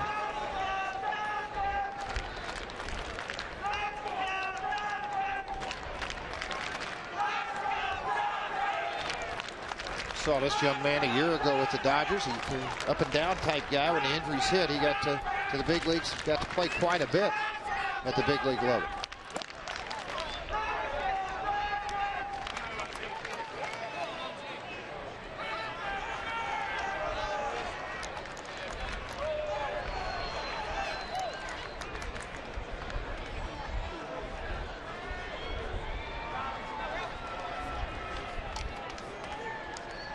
One 1-0 on Trent Olchen with Baisley at second base in a 6-5 affair. And that pitch misses. 2-0. Yeah, that situation, I mean, Betancourt working on the breaking ball, but he went back to 2 straight hooks there to fall behind 2-0 versus utilizing the good fastball that he does have. That you mentioned, as he's been through this inning, he's had difficulty locating that fastball, which normally is one of his mainstays.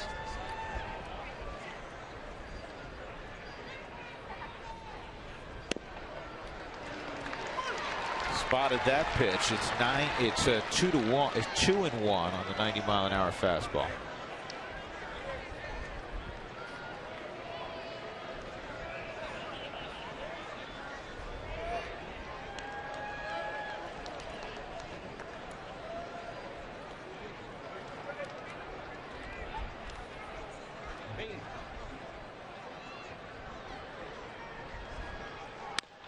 And this is a soft serve job to left. It's going to tie up the game. And Olchin moves into second base as he throws a single to left, and Betancourt's given up 4 here in the 9th inning. And I'm sure Jim Tracy, just on a pitch count, will go out and get him. Well, you'd think so. Jim kind of looking down towards the dugout. He's talking to Bob Apodaca. He made the call. He's there. They're going to make a double switch now. He's going to play 10 more than likely. Fought this pitch off and just dumped it out into left field. They'll go to the bullpen. Renicke's going to come in. Johnny Herrera will go to second base now.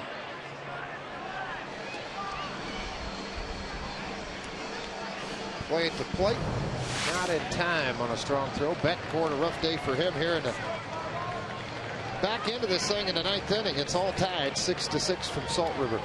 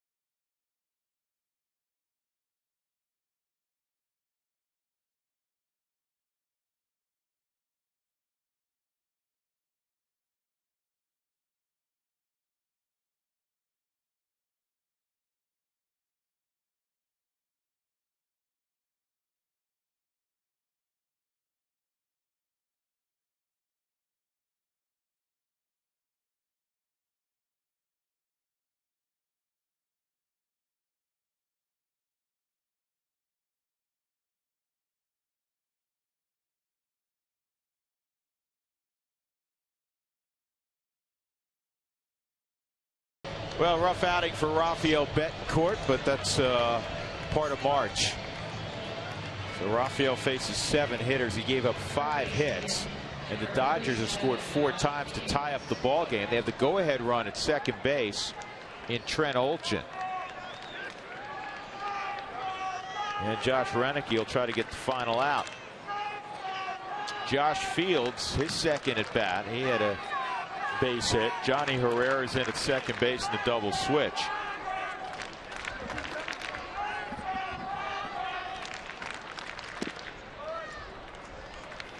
Josh Renicke, 19 ball games last year with the Rockies. Did a pretty solid job. League hit just .233 against him. Good athlete, good live arm, George. Very good arm. I mean, 1 home run given up coming out of the bullpen. That's a good number to look at. 12 strikeouts. He did walk 7. But he'll run the ball up into the mid-90s at times. Came over from Toronto. They had claimed him, and he went down to AAA. Pitched at Colorado Springs. The need happened. They brought him up, and he pitched well. And very much in the mix for a bullpen spot. There's another guy that down in that bullpen spot we're talking about that I think did a great job a year ago. They're talking about looking for that 2-inning guy all the time. Escalona did a heck of a job when he came up last year. And he would be in the mix also. Oh, absolutely.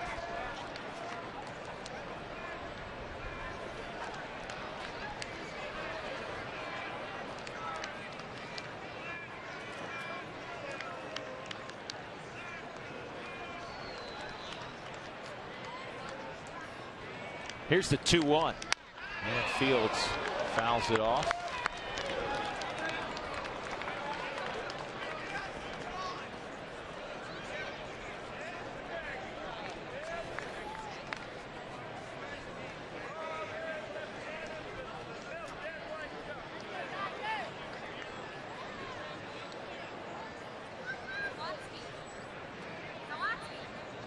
Rockies will break camp on April the 3rd.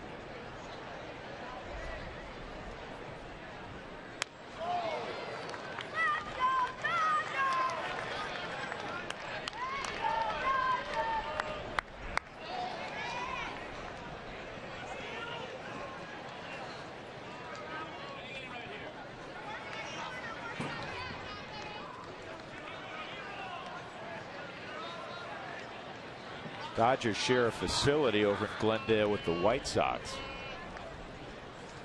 After so many years, they moved a couple years ago from Vero Beach.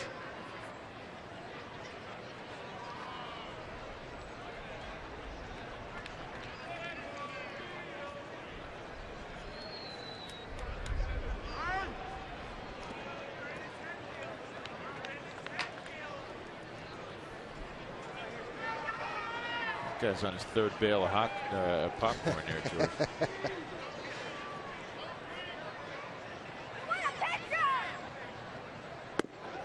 Fields takes low. It's 3-2. He entered the ball game late for the Dodgers. Josh Fields, after we mentioned earlier, if you didn't hear or just joined us now, was in Japan a year ago. Performed well there. Hit .365 for the Rockies in AAA. Played third base, first base. Health has always been an issue for him lately. He comes up big here. The base hit up the middle. And he got him. So Renicky gets the final out of the inning, but the Dodgers rally for 4 against Betancourt. And it's a 6-6 ball game as we go to the bottom of the 9th inning. Just setting up some spring training heroics. Yeah.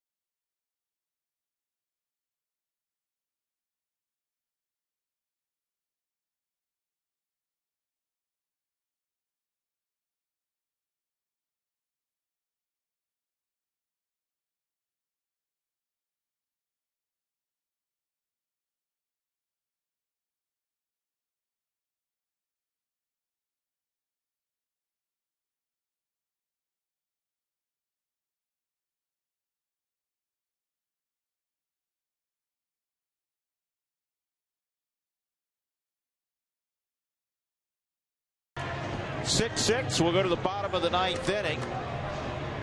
DJ LeMahieu will lead off against number 92, George, Logan Balcom.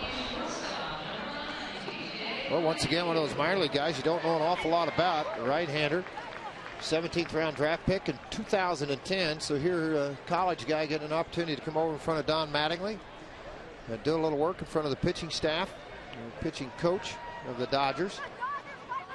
This happens a lot in spring training where you bring guys over. Joey Williamson got to come over a couple of days ago, threw an inning for the Rockies.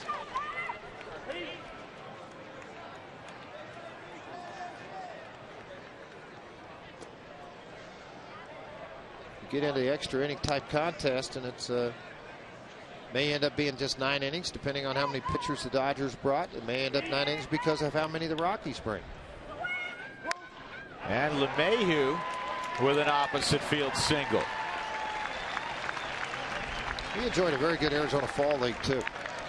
He was with the Cubs organization at that time. They played out of Mesa with the Giants. He's got a great reputation, George, as an offensive player in the minor leagues. He's a big second baseman.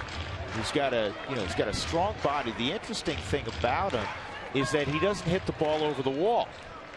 No, he doesn't hit the ball over the wall, but he hits a lot of line drives and gets on first base. So is that terminology we like to talk about sometimes. He plays hitter really well. Yep.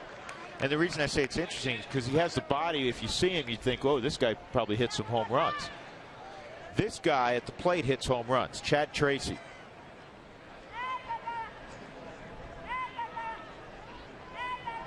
Chad looking for an opportunity. He's put up large numbers in the minor leagues.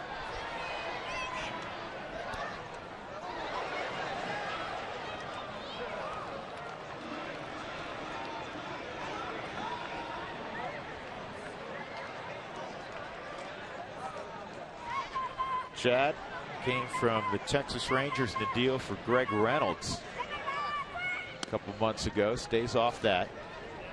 He's a big star at Pepperdine.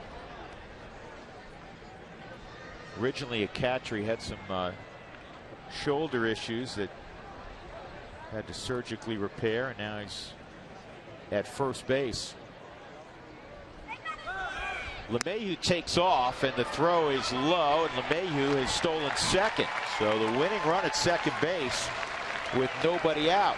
You know, one thing a lot of times with a catcher, you want to stay back and receive the ball if you're a second baseman. Big jump by LeMahieu. He looks back, but look how far out in front of the bag the second baseman came out to get to the baseball. If a catcher has more carry on that ball, he's able to straddle and make a play. Now you're catching out front trying to reach back. As a runner, you can avoid that by getting farther on the outfield side of the bag. Hard hit ball at third base.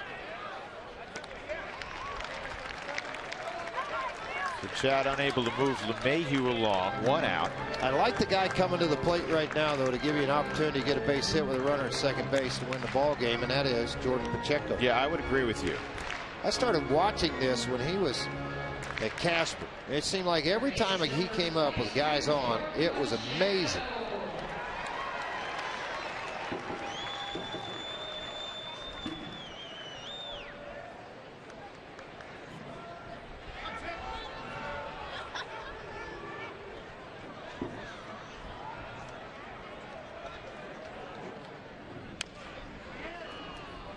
He's had a great spring. He had a great spring last year. But all indications are he will be part of the 25-man roster. And right now, George, with the uncertainty at third base, because Casey Blake hasn't been able to participate much, Nolan Arenado has not had a great spring. It's a big jump you're asking a kid to make from the California League and A-ball. This could be a guy that plays quite a bit of third for you this year. Chris Nelson's in the mix. He's too valuable for you. First, third catch. You know, so now even if you have two regular catchers you're carrying, whether it be Nieves, Rosario, whoever behind Hernandez, you can pinch hit and do a lot of things because you got this guy back there you can run in behind the plate if you have to. And it's not like have to, meaning this guy can catch too. That's what he's been doing the last 3 or 4 years, but he's played third base for the very first time last year in a start at the big league level. Played very well there. Played first base for one of the first times last year. Played that very well. He's a good athlete. Tremendous asset for Jim Tracy. Yeah. He's a great kid. He came to camp, not that he hadn't in the past. He's always been in great shape. He is in phenomenal shape. Confidence more than anything else. He had huge confidence that he was going to have success here in this camp. Is he on the bag? I guess so. The guy in blue says yes. So it'll come down to Tim Wheeler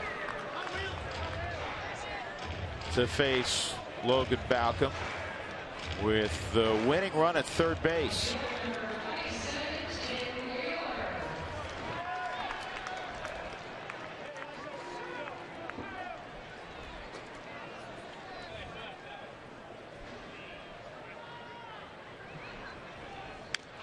Look out, Johnny Herrera.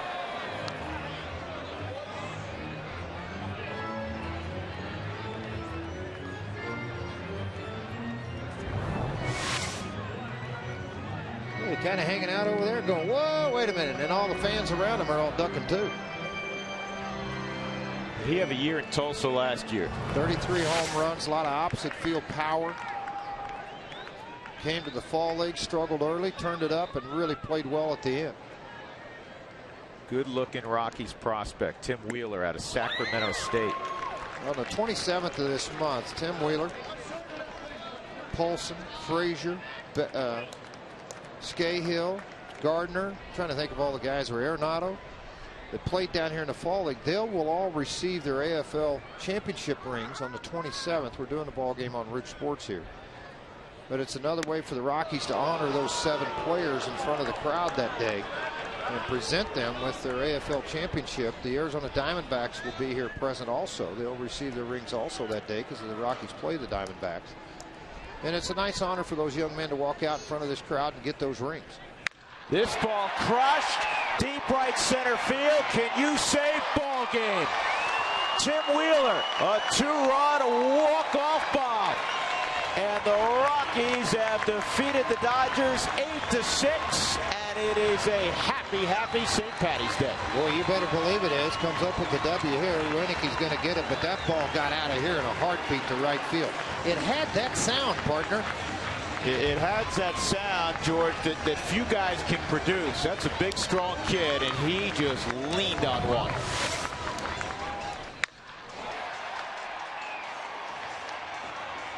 Johnny Herrera in the on-deck circle. Johnny puts the bat down. My AB will not be necessary. Not today. The Rockies come back to win this thing 8-6. What a swing by Wheeler. And right center field, one of the deepest parts of this ballpark. Oh boy, this was a fun St. Paddy's Day. We had green bags, we had Jeremy Guthrie with the green glove, we had Parker Frazier on the hill, and it all ended well with the Rockies winning 8-6. It ended really well for all these guys. I'm obviously a proud father today, but more importantly, you watch guys like Wheeler come in here and get a big base hit. That opens a few more eyes for everybody down in the dugout. So today was a good day for the Rockies and a fun telecast for everyone. We got to introduce Joel Klatt to the fans at home today. That's another thing. Jenny Cavanaugh was another one that did a great job down there. And they're going to be a great team, part of this team that Root Sports is going to bring you. But today it's about the Rockies and an 8-6 win. And very quickly, I think the odds-on favorite to start opening day would be Jeremy Guthrie. He's done it plenty of times in the past. I thought he threw the ball terrific. He did. You know, what he showed for me was velocity. I didn't realize 97 out of Guthrie, and he showed me 97. But what I like is his ability to go to both sides of the plate with anything he wants to throw. He did it twice in the ball game where he backed up the changeup, came right back with it again, but a different type of changeup. He knows how to pitch. You return all those texts yet? Golly Moses. My son down in Arkansas just texts me something. I showed you a picture. It's me and Parker on TV. It's going to be a long night for me. You want to know what? And an enjoyable night. I'm not his dad, and I was proud. I got a little misty-eyed. Well, you've only known him since he's 4. So that was fun. That was fun, and the Rockies played well. They've won 7 of 8, and they prevail 8-6 over the Dodgers. Guess what? We're going to do it again tomorrow. We'll be in Peoria where the Rockies take on the Seattle Mariners. That's tomorrow at 2 Mountain Time. For George Frazier, Jenny Cavanaugh, Joel Klatt, and our entire Root Sports crew, I'm Drew Goodman saying so long from Scottsdale. Talk to you tomorrow afternoon.